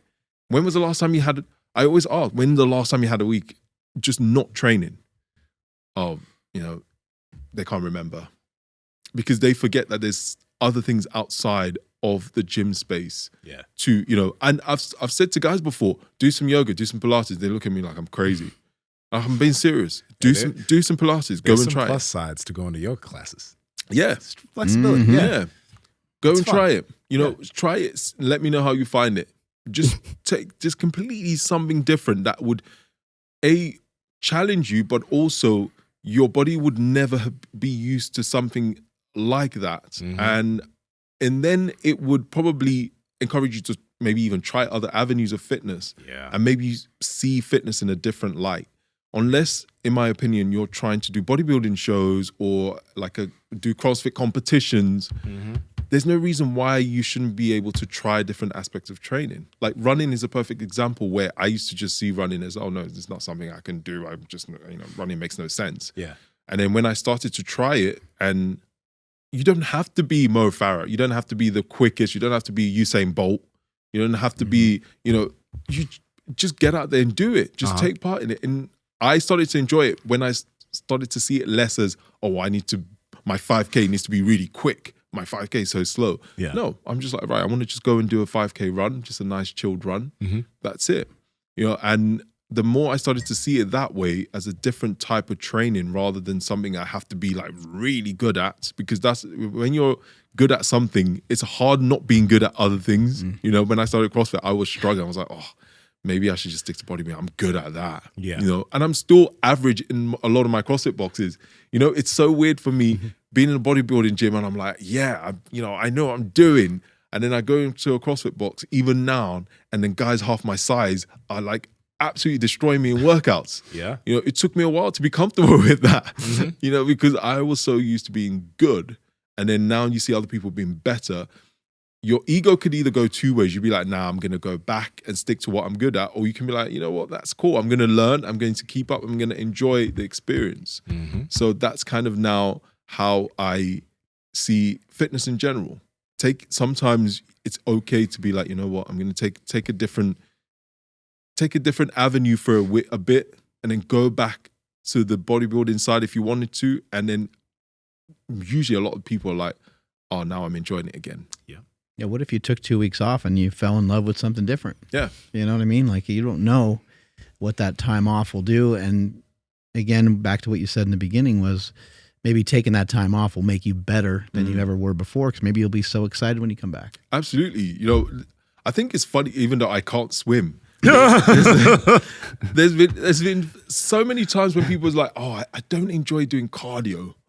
And I'm like, well, have you gone swimming? Why don't you go swimming? This gym has a swimming pool. And they look at me like I'm weird, because everyone sees swimming as a leisurely activity. I'm like, have you ever thought of, see this pool, right? Time yourself how many laps you can do in a certain time. And they were like, oh yeah. And they try it and they're like, wow, that was hard. I'm just like, but yeah, this is an activity. This is training. There's actual Olympic swimmers. They don't just do it for kicks. This is training. This is conditioning.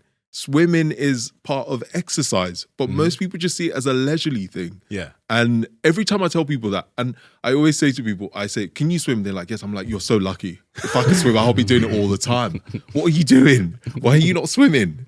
It's an exercise. Well, I would say most people can't swim well enough to get good workouts with it. Right. Because you would swim a little bit and you'd go down and back maybe once or twice and you'd be half dead. Yeah. You have to get used to it. Yeah, because they see it as, again, like anything else, you have to get better at something. Yes. So then now if they see it as something that they can get better and as fitness too, then it will be a case of now they'll be going back to improve. So you know that one lap took you, let's say 3 minutes. I know it's probably shorter than that, but they can tell I can't swim. So hopefully the next time they go, it will take them 1.5 minutes to do that lap. Yeah. And then they start to see that as an activity rather than just, something I do on holiday. Because a lot of us see swimming, especially in England, because we don't have, in countries like the US, you have the beaches everywhere. Yeah. Australia, they have that. In England, we don't have that. So for us, swimming is kind of either we see it as a chilled luxury, or most gyms don't have swimming pools either. So I always encourage people to, if you can't go on the bike, if you can't run, if you have a swimming pool somewhere, go and use that. Yeah. Just like take your mindset out of that. I have to be in the gym space. Power Project family, how's it going? Now, we talk about sleep all the time on the podcast because it's one of the biggest things that helps you with your health and fitness, your recovery, your muscle gain, your fat loss, everything. That's why we partnered with 8 Sleep for such a long time now, because the technology behind the mattress allows you to track your heart rate, the amount of times it takes you to fall asleep, your tosses and turns, your heart rate variability. It changes its temperature through the night based off how you sleep, but not only yourself, but maybe your partner on the other side of the bed. It is an amazing mattress. Andrew, how can they learn more? Yes, head over to 8sleep.com/power project. That's 8 spelled out, EIGHT, sleep.com/power project. Along with more information, you guys will actually save $150 off of your entire order automatically. Links to them down in the description, as well as the podcast show notes. What you got going on over there, Andrew? Yeah, I wanted to ask, what do you like? What's one of your favorite things about traveling? Because we were talking a little bit about that in the gym, and you were talking about some of the places you've been, and it just seems super interesting. So, he grabbed your butt. But yeah, you were talking about like the importance of like travel and that sort of thing. Because like me and Nsima, we were just kind of like, yeah, we haven't really gone anywhere. Yeah. I've been to Nigeria. Well, I've been to a few other places. I've been to Mexico, but like, yeah, you know? Not recently. That's like us going to Spain, right? In England. So Mexico is really near. Yeah, so yeah. A lot of Brits just go to Spain. Okay. Yeah. I never traveled that much. I didn't have the privilege actually also because I was still Nigerian for years with my passport. Yeah. Yeah. So when I say that, people are like, what do you mean you were still Nigerian? I'm like, my passport was Nigerian. I always do that because people look at me like, what do you mean? Are you not Nigerian anymore? No, I had a Nigerian passport because I had issues with immigration for a long time. Yeah. And wait, so just for context, right? You were born in Nigeria, and then you moved to the UK when you were 10. Yes, okay. When I was 10. So I, for a long time, I had a Nigerian passport with a UK visa. Mm-hmm. So traveling, you had to apply for a visa for everywhere. Damn. And with a Nigerian passport was tough. Why? Yeah. Is it because reputation? Because unfortunately, we don't have a great reputation. So there's certain countries. This is a running joke. You look at a list of countries you can travel with your passport. Like I found my British friends, even Americans, you have such a luxury of not even have to double check it. Most countries allow you in, right? Yeah. So there's a list of countries that your passport, you don't need a visa to go into. And Nigeria needs a visa to every single country, except for maybe even North Korea. But I think you probably still need one. Like we don't have any. We need a visa for everywhere. Our reputation is that bad. It's that bad. Like, yeah. I was looking at So even certain countries, I remember I wanted to go to Bali at some point, and you can't even go unless someone can reference you in. It was, So I didn't travel for a lot. And also I was working. I was like, I want to work. I want to save up enough to be able to travel. Mm-hmm. So unlike my friends who had been everywhere, I didn't. I stayed in London. London was everything for me. So when I could travel, it opened my eyes to different cultures. And it opened my eyes to understanding different ways of life. And it also makes you appreciate where you live in terms of where you're from and where you're in terms of the country you live at. Because we can, I'm sure you do that too as Americans, you complain. This doesn't work. My internet's not quick enough. And you go to certain countries and they struggle to have internet. When I was in Cape Town, they have load shedding and they don't have electricity. Sometimes it gets cut off. Being Nigerian happens more often. Yeah, you need a generator everywhere you live. Exactly. Mm-hmm. So in Bali, having a car is more of a luxury. Everyone uses mopeds. The roads are not, that great. There's some places no traffic lights. So when I go back to London, it makes me realize that all the things that I complain about is such a luxury. It's so minuscule. We have the NHS in the UK where everyone gets treatments. Yes, we're all paying taxes for it. Everyone puts money into the tax to pay for the NHS. Yeah. But if I had a problem, I call the GP, I get an appointment. If you're lucky, it depends on the area. This is a big sore subject for Brits. But I've heard, don't you guys wake up in the morning? Like everyone wakes up at the same time to try to call and get an appointment? It's between 8 a.m. to 10 p.m. to 10 a.m. But most people call at 8 a.m. So that because otherwise you miss an appointment for the next day. But it depends on the area you live. I'm lucky because I moved and now you all do it on the app and you get seen on the same way. Okay. So it depends on the area, which doesn't help, but it's better than nothing. And if you have an injury, you can go to A&E, right? And you can get seen too. So when you go to certain countries where they don't have that luxury, then you realize, okay, wow, it's not so bad. Yeah. It's a lot of things I complain about isn't so bad. Yes, of course there's faults in every country. Of course there is. But I feel like traveling broadens your mind. It makes you experience different cultures and it's something that I found that I want to do more of. I never thought I would. I thought I was like fine, just going to the gym, training, seeing my friends, go home. I'm happy. And now I'm like, I want to travel. Life's too short as well. I'm just like, yeah. The older I get, the more I'm like, yeah, we only get one chance. Like, even if we come back reincarnated, we don't even know if we'll remember ourselves. Yep. You might come back as a bird. You don't know. You don't know what you come back as.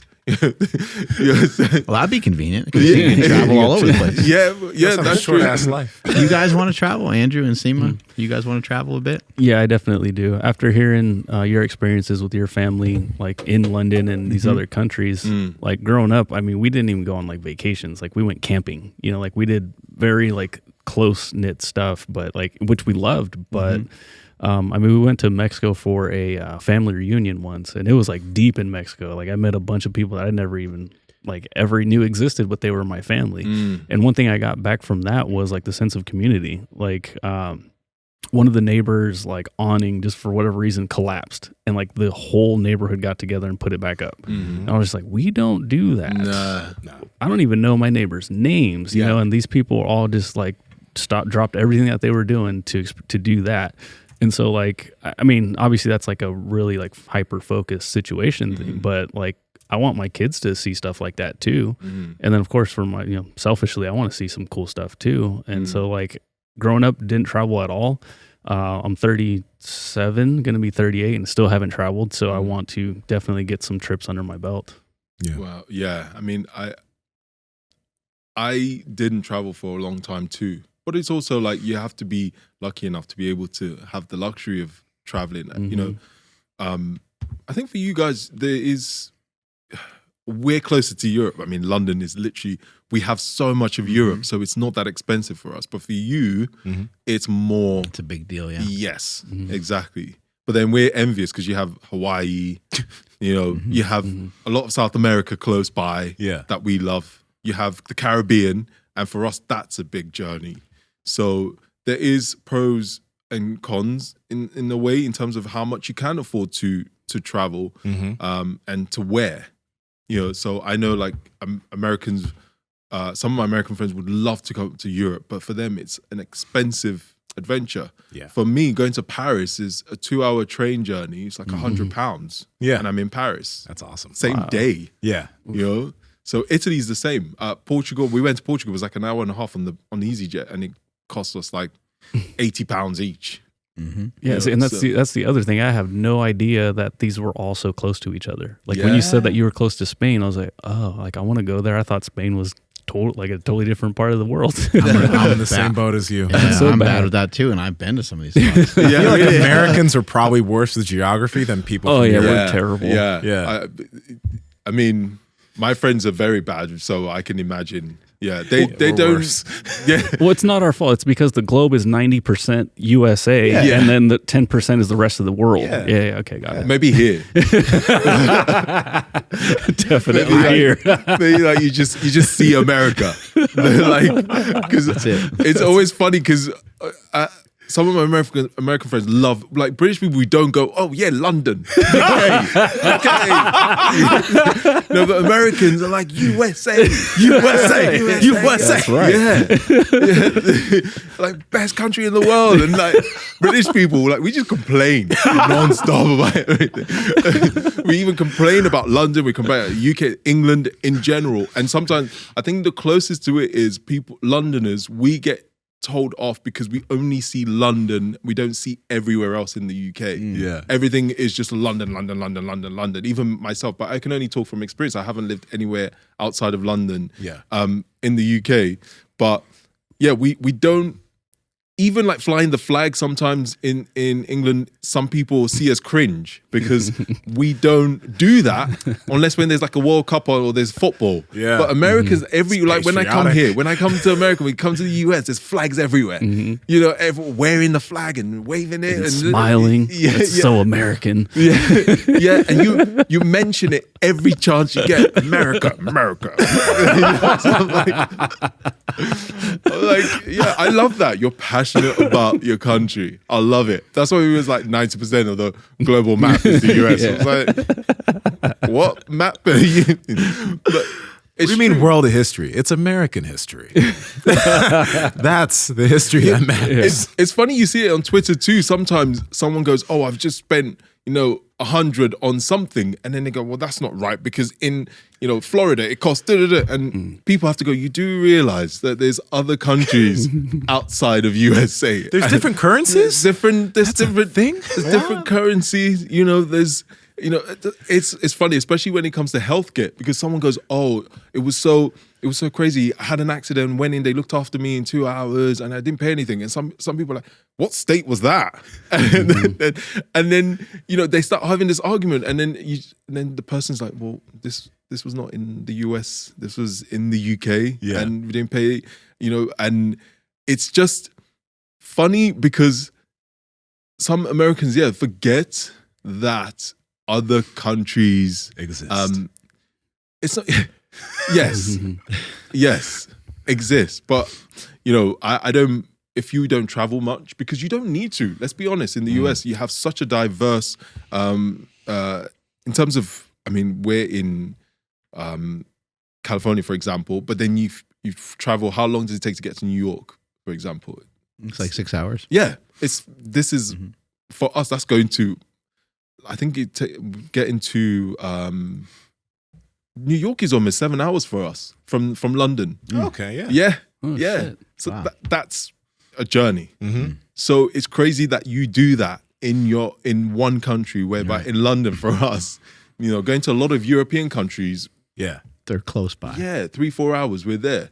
So you can go to different states in the US and feel like you're in somewhere new and different. I think that's why a lot of I find Americans don't feel like you need to like adventure out of it. But then do you even adventure in the US much? somewhat. There is a lot of, well, at least, I can actually only speak about this area. Sacramento and this area of the United States is super culturally diverse. Like, you will run into so many different types of people here, whereas you go to other places, maybe certain places in Texas or certain places in the South, like Mississippi, et cetera, you're going to notice that you won't see as much of a mix of certain people in certain areas. So it is interesting because there's a lot of different places to see in the United States. Yeah. Diversity of weather here too. In Northern California, there's you could go to Tahoe and it's snowing. We have, it's some of the hottest temperatures. I think maybe only a couple states or areas are hotter. The temperature changes crazy. Like, I think it could get down to maybe as low as like 30, 25, something like that. Yeah. On the coldest day. But then it can also get as high as like 115. Right. So we got these crazy swings, and you could drive 2 hours and be on a beach, or you can drive 2 hours and be in the snow. Yeah. You can go It's skiing easily in the States, whereby for us, a lot of people, go to South France, go Verbier. This is like where posh people go skiing. Verbier. If someone says that, okay, Verbier, screw, they're posh. So that's what I mean, no surprise I can't ski, but it will be fun to experience skiing. Yeah. I just haven't done it because you have to go, it's a holiday.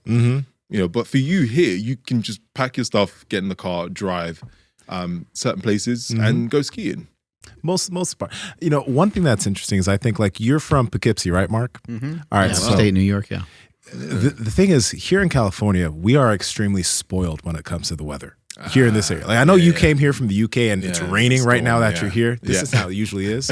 But like, my girl, she's also from like the Midwest. And when she talks about the weather, and when you've talked about the weather, I'm just like, wow, we're really soft motherfuckers in California because we have good weather almost all the time. Yeah. Like, you guys have snow and you're fucking having to shovel driveways and shit. I've never shoveled a driveway. I don't know what that's like, right? I mean, you go out and you're like, if you don't have your car in the garage, I mean, it's like, might take you 20 minutes to try to figure out how to scrape all the ice off it and everything. And I mean, it just creates more hurdles. It makes each day a little different. And I think it changes the attitude a bit. And as people that we've had on the podcast before have mentioned that are from the UK and from London, they're like, the weather is always kind of gloomy, and so we have a sarcastic mindset, and that's kind of our humor. Right? Do people smile often there on the street, or do people look happy and joyful? That's an interesting question. Commuting, no. Because, I mean, that's kind of normal, right? If you're commuting at 7 in the morning, you don't really... London's quite chill. It depends on the area. Okay. Depends on the area. So if you're... I find like Shoreditch, Brick Lane, it's more hipster. So everyone's more creative, everyone's more cool. And I found that people there are a little bit more friendly. I used to live in Clapham, and Clapham is kind of... There's a lot of South Africans in Clapham. Yeah. Okay. It's very young. If you just finished, like a lot of... Everyone who's just finished uni and work in the banking sector all move to Clapham. Yeah. So Clapham can be in between bougie and a lot of South Africans and some Aussies. And it's not too bad. It's quite cool. Yeah. But some parts are quite, very, very... so places like Notting Hill or the more... expensive areas are not as, they just feel a little bit soulless because everyone gets in the cars and drives off. You don't really see people on the street walking around and I don't know. It depends.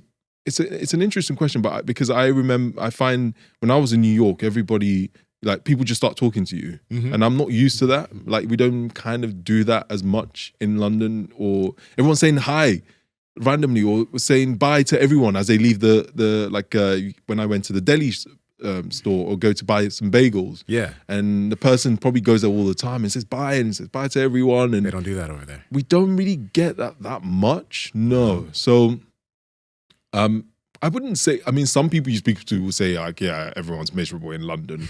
They would. We had somebody on the podcast who mentioned that. That's why I asked you about the smile thing. My experience is different. But I think that's like life, right? Everyone's experience is different. The old introvert side of me, like when I used to go to gyms, I never spoke to anyone, didn't speak to anyone. And now I find that certain places I go to, everyone's friendly. When I go to the gym, I talk to everyone in the gym. Everyone, we have conversations. Yeah. Everyone's friendly. Everyone's nice. I don't commute that much. I think when I used to commute, everyone was miserable. But everyone's on the tube. Nobody who's going to be smiling when no one wants to go to work. Yeah. And you only find the ones smiling are the ones that enjoy their jobs, and that's 1 out of 10. So it's a weird one to ask this question to someone like myself because I probably experience it a little bit different. I feel like people sometimes say that Londoners are miserable. I don't think it is. We just don't. We're just not very expressive. That's the word. We're very polite. We feel like if you shout, that's inconvenience to people. We don't want to inconvenience people. So that's why we say sorry a lot. Like I will bump into you and I'll be like, oh, sorry. But you will say sorry back. But I'm the one that bumped into you. Yeah. So we say sorry literally a lot. And it's just a weird habit of that British people have. I always put myself in that category because I've lived there for so long and I still do it. And if you were standing right here and I wanted to go past you or something, I'll say sorry. It's like, well, why are you saying sorry? Like, excuse me. But we would say sorry for absolutely everything. If you borrowed my pen and I wanted to get it, but I'll say, sorry, can I have my pen back, please? We would say that.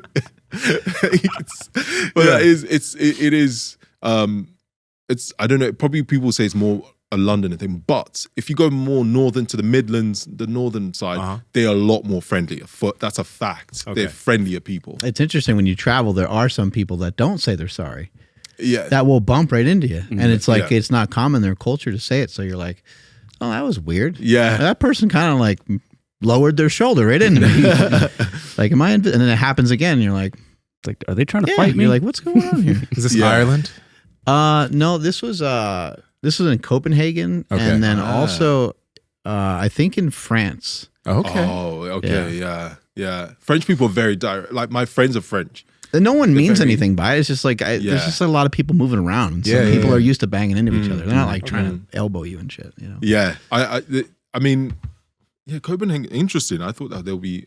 But I know it's not that they're it's not that they're rude. Yeah, it's just not in their mannerisms. They don't really just I mean, and again, they're not like taking you out. Like right. They bump into you. You know? The streets are crowded though, so I don't just think people just kind of going along their way.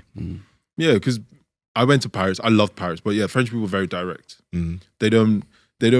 British people. I always say it's funny. A lot of Brits would have a longer route to say something or give you an opinion because they don't want to. They almost sugarcoat. They don't want to offend you. Yeah, my friends who are French would just say it directly, and then some Africans are the same way. Yeah, cut you. Okay, so I have a question about this. Africans in the UK, right. I know it's probably different based off of where they are in the UK, but does that culture still seep through in terms of like the directness in which they'll communicate? Yeah, I mean, it's also because, speaking from experience being Nigerian, when I was around a lot of Nigerians, the great thing about London is it's a melting pot. Yeah. So many cultures. And in a way, they haven't needed to change or like dim down, not dim down, but sugarcoat how they interact unless it's at work. So you still get the Nigerian directness. Even like, I remember in school, when I got in trouble, my uncle, I remember he was sitting in front of the teacher and I got in trouble and then my uncle was like, "What, did you hit him?" When he was naughty. And the teacher was like, "What?" He was like, "Yeah, did you hit him? When he does something bad, hit him because it's so and the teacher was like, "What? I couldn't do that." And I remember, I will never forget this. We were walking along the hallway and one of this kid was running. Yeah. And he almost bumped into him. And he grabbed him. Your uncle? Yeah. He was like, "What are you doing? Why are you running? Why are you running? Why are you running?" I don't know the rules, but you're breaking something right now. I was so embarrassed. He was like, "Behave yourself. Stop running." And the kid was just shocked because... So that aspect still stays. Trust me, it doesn't. I think because there's a Nigerian community where in London there's loads of places you can go. There's Nigerians hang out and stuff, and they don't feel that they've had to change their mannerisms or anything. It's only in the workspace that, yes, of course, you can't be like that. But yeah, no, my family were the same. Like, it doesn't matter. Nigeria were here. And, it's so funny when it comes to like, any spanking, you need to tap the hands here and go and tell that to a Nigerian parent. Get the belt. Yeah. So I think the difference is in Nigeria, from what I remember, it was like he was saying how everyone came around to help out when something happened. In Nigeria, it was the same. And they discipline your kid. Doesn't matter if they're your parents. Doesn't matter. If your kid does something wrong and it was the neighbor that saw it, they would discipline that child. And then they would go and tell your parents.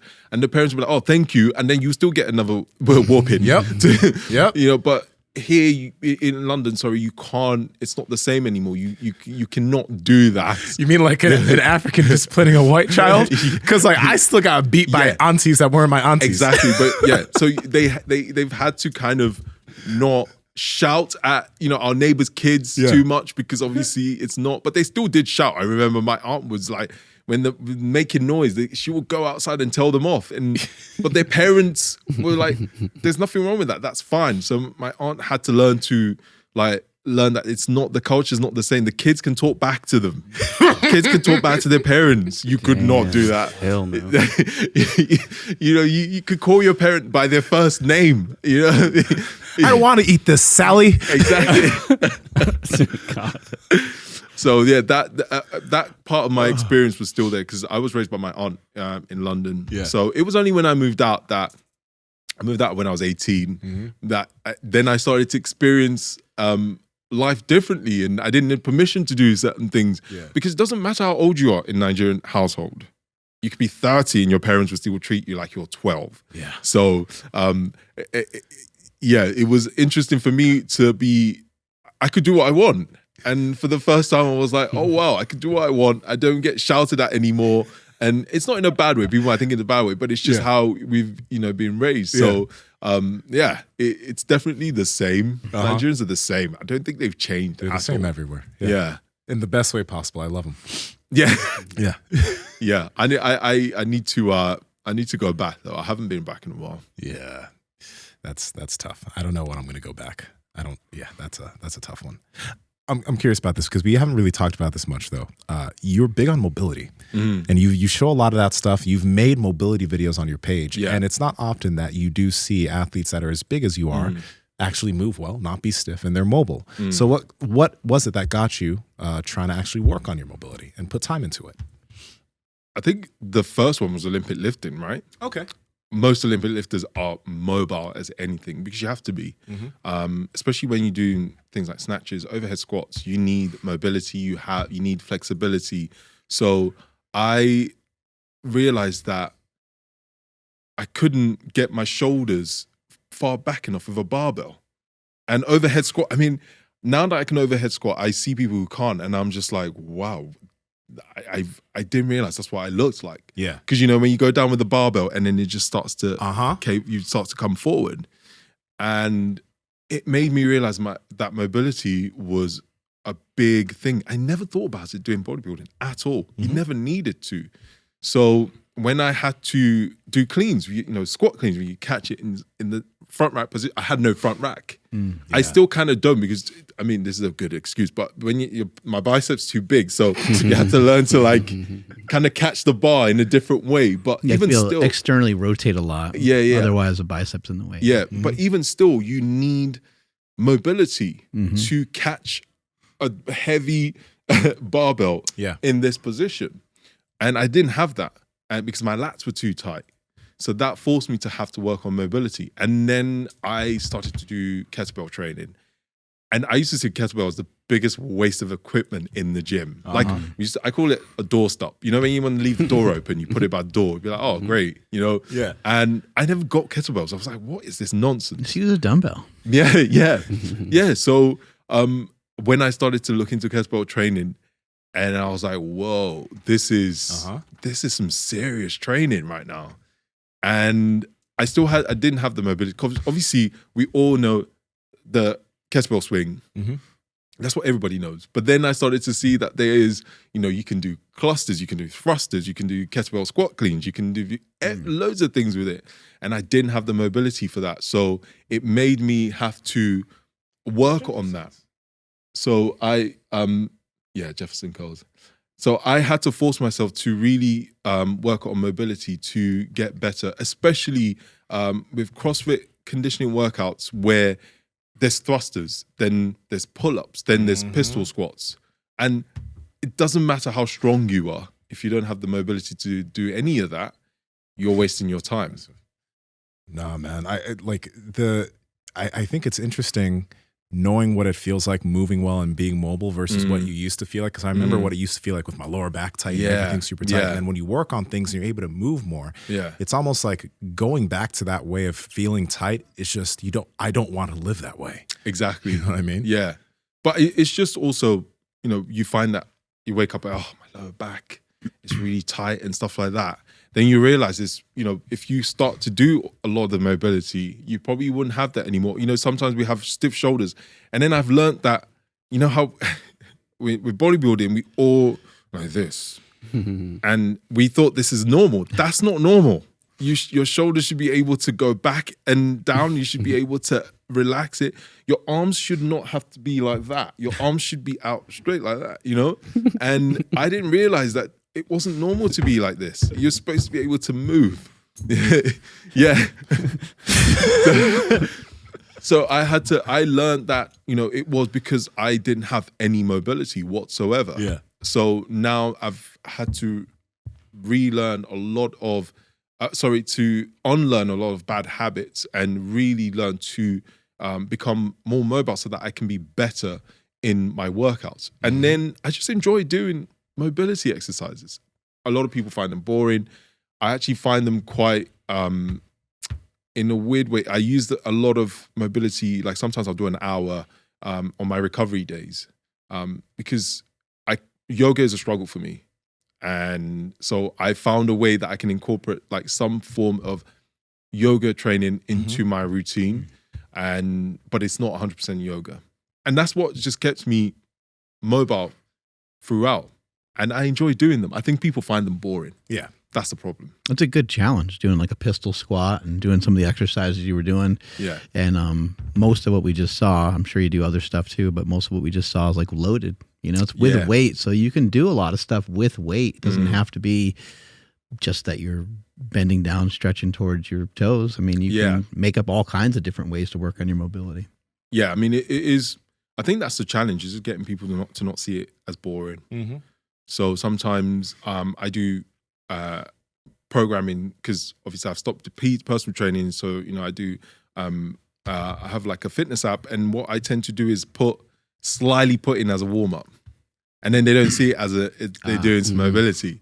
But like, right, so some warm ups will have thread the needle, so they don't realize they're doing some mobility. Yeah, you know, but it's a mobility exercise. They just say, oh, I'm just doing a warm up. You know, so when you put it in that way, a lot of people do it because then it's not. They don't see it as, oh, this is boring, it's a waste of time. Yeah. And I find that if you put it at the end of the session, most people won't do it either.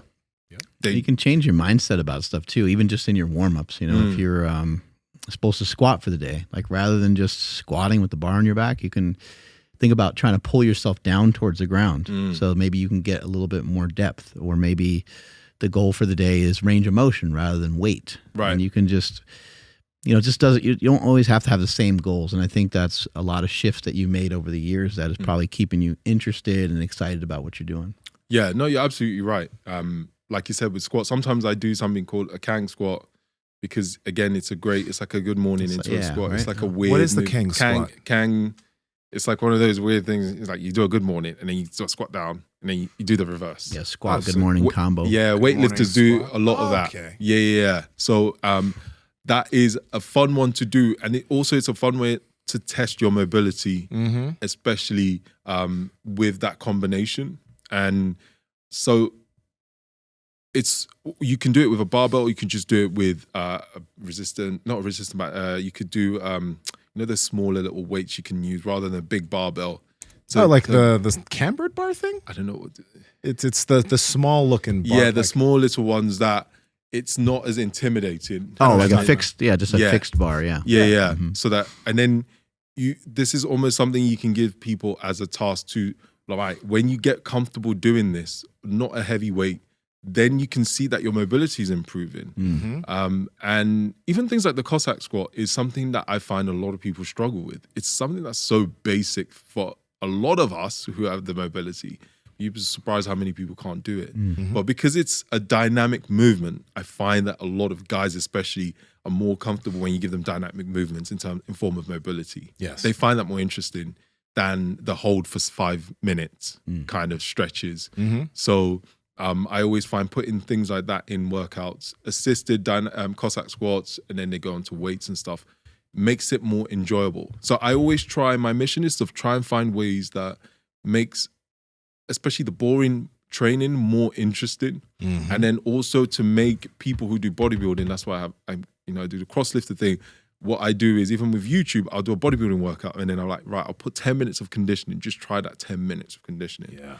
And it's funny because I found that when I've just done a fully bodybuilding session and I don't add any of that, some people be like, oh, but where's the conditioning? I was waiting for the conditioning at the end. I was like, that's good, because now I'm getting people to open up to the more concept of being fit in terms of looking fit, but actually being fit. You know, having some form of cardiovascular, fitness, and not just being, oh, I'm only here for aesthetics. Yeah. Because, that can only take you so far for so long, and then you get to that age where, what else is there to do when you aren't really interested in aesthetics anymore, but you still love training.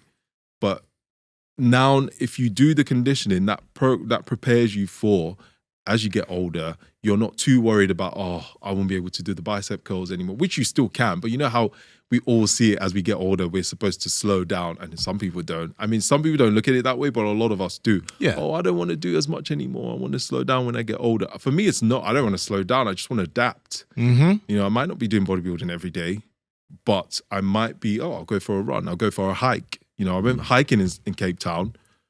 gosh, it was hard. I don't know how people do that all the time. You know, people are going hiking. It's so much fun. And we did 2 and I was exhausted. I was just like, this is really tough. Yeah. And it's actually quite scary, actually, because we did the mountain hikes. And that was terrifying. And there was these older ladies. And they were like, yeah, I've gone on a few hikes where I see some old ladies and they just have their walking sticks just trekking right up. Yeah, and I'm struggling, and they're like, hi. I'm like, you look great. Yeah. And they just pass you up. They just passed me. And, it was an eye-opener. So I loved it. So Cape Town, there's loads of mountains over there. And I was like, I'm going to do more of this. I never, ever, ever thought I would ever go hiking because I was just like, you would think that because I was more like into different types of training that I would see that as something else to do that's enjoyable. Yeah. But I've always been like, nah, hiking, nah. Wait, why no to hiking though? I don't know, because it looks like too much effort. Okay. I just know so many people who are like, that's a white people thing. I've heard people say that here. Yeah. But I love hiking. It's so fun when you go out and do it. But I was just wondering if no, I mean, I can't say that. I do road cycling. Yeah. It's like the whitest sport you can think of. I think it's too late. But actually, it's so rare to see other black cyclists. Like when we do, we're like, yo. Yeah, we literally, and we actually now know each other because I did the YouTube video. So so when I'm cycling, they're like, Obi, I'm like, yeah, we're like cycling because we don't see a lot of black cyclists, road cyclists, because they think it's so lame, the full kit. So it's too late for the whole. We don't do. Same with bouldering. Bouldering's the same. Yeah. People are like, what? You just go inside and you climb colorful things. It's hard, right? It's hard. It's tough though. It's tough. Yeah. But again, people see it as lame. So I'm way past that. It's not because of that. Yeah. It was just because I just saw it as too much effort. And then when we did the first one, I was exhausted. I was like, gee, I don't think I could do this again. And then the second one was even higher. Yeah. And because I'm one of those people that's always like, okay, I have to try it. That's for me. That's why I say to people, break the mold a lot. I say that to people, and I have to apply that to myself. I'm like, right. My friend was like, we're doing it. We're going to, and I did it. But I have to be honest, like, some of it I did not enjoy it at all. But when we got to the top, and then I looked out onto the view and what we have climbed, I was like, wow, this is awesome. And the irony is, now I will probably do it more because of if I was so close to say, no, I don't want to do it another one. So now I am like, that's why I said I've got my Vivo trail shoes now. Yeah. I've got them ready. So like when I go to another holiday, I know that if there's going to be some hiking, I'm ready. That's another one that's off ticked. It's just the swimming. We just need to sort that out. And then I'm good. I'm covering every aspect. Yeah. I have one last question. Is the Stereotype also in the UK about swimming? Do they have that there too? I thought it was a stereotype of black people can't swim, right? In the US, it's a stereotype. Yeah. I think do they have that stereotype in the UK? I don't think it's weird. I don't think they do, because when I say it, no one people laughs. Don't get it. Yeah. They think I'm like, that's a good thing. You know what? I'm happy to hear that, because over here, if whatever I say, it's just like, people are like, of course, yeah. It's. You expect people to go, yeah, of course, makes sense. Yeah. But no, every time I've used that joke, and they kind of look at me like, I don't get it. This is a common. Apparently it's not commonly known in the UK.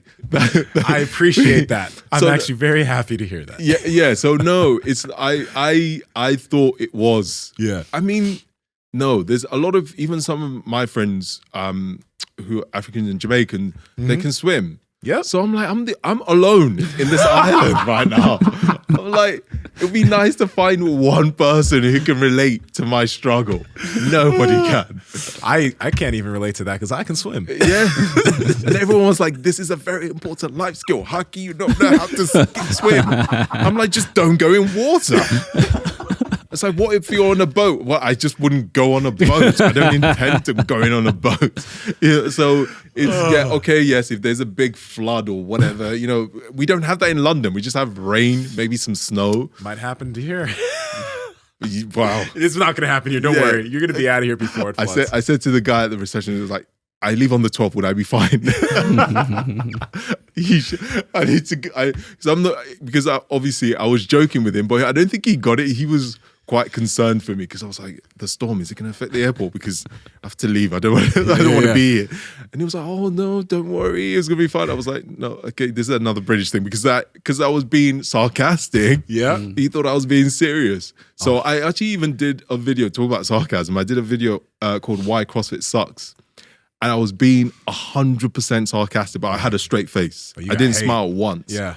And a lot of people didn't get it. And a lot of Americans didn't get it. The Brits got it straight away. Yeah. The Americans were like, I got so many comments until they had to read the comments underneath going, oh, he's joking. And I always put, the thing is, I put a little gem that you would know I was trolling. But because I was so straight-faced, they didn't get it. And I was like, this could go two ways. I would get in trouble or people will get it. And unfortunately, some people didn't get it. Yep. And some people still didn't get it because sometimes I get random hate comments on the video. Even with the comments that are saying that it's a troll. Yeah. Like I'm just being sarcastic. Yeah. So that's why sometimes when I come to America, I have to go, oh, I'm only joking. Yeah. Because I'm so used to doing it in the British sense. And I do it a lot with my friends. But that's what your friends are for. Like you troll each other. That's what you guys call it here. Shade each other. Whereby we use sarcasm. Yeah. That sometimes with Americans you have to go, oh, only joking. You do. Yeah, because otherwise, they would just think you're rude. But yeah. But I love America though. Like I love coming here. Yeah. Like it's every time I've been here a few times now. Yeah. So it's my first time in California. Yeah. Wow. Yeah. You're going to Texas as well. Are you going anywhere else after that? No, that's it. So I'm going back, and then I wanted to go to New York again, but I haven't experienced New York before it gets too hot. So that's what I want to do. I always avoid it when it's cold. Yeah, I just don't. I don't want to leave a cold country to go to another cold country. That's probably why I haven't gone skiing. Because I like sun. Yeah. So I want to experience. I want to experience LA at some point because I don't have the time. Let me experience it for myself. Do your thing, dog. I'm sorry. Nah, LA's great. You're gonna love your time there. Yeah. So hopefully, and more of Europe. So like Europe is next door, and it's a shame that a lot of us don't take that to our advantage, really. And yeah, so that's the goal this year. Travel more. Yeah. Andrew, take us on out of here, buddy. Sure thing. Make sure you guys stick around for Smelly's tip before we get out of here. And drop those comments down below. Let us know what you guys think about today's conversation. And for everything podcast related, head over to powerproject.live. Follow the podcast at MB Power Project on Instagram, TikTok, and Twitter. My Instagram, TikTok, and Twitter is at I am Andrew Z. And make sure you guys hit that like button on the way out. Nsima, where you at? At Nsima Inyang on Instagram and YouTube, and Nsima Inyang on TikTok and Twitter. Obi, where can people find you? Instagram at Obi_Vincent, and YouTube, Obi Vincent. TikTok, it's Obi Vincent. Let's go. Yeah. All right. Smelly's tip for the day is to train the beast rather than try to tame the beast. Help a lot of people out with their diet and help a lot of people out that are very, very heavy. And it's not an easy thing to try to teach them to restrict or get away from certain foods.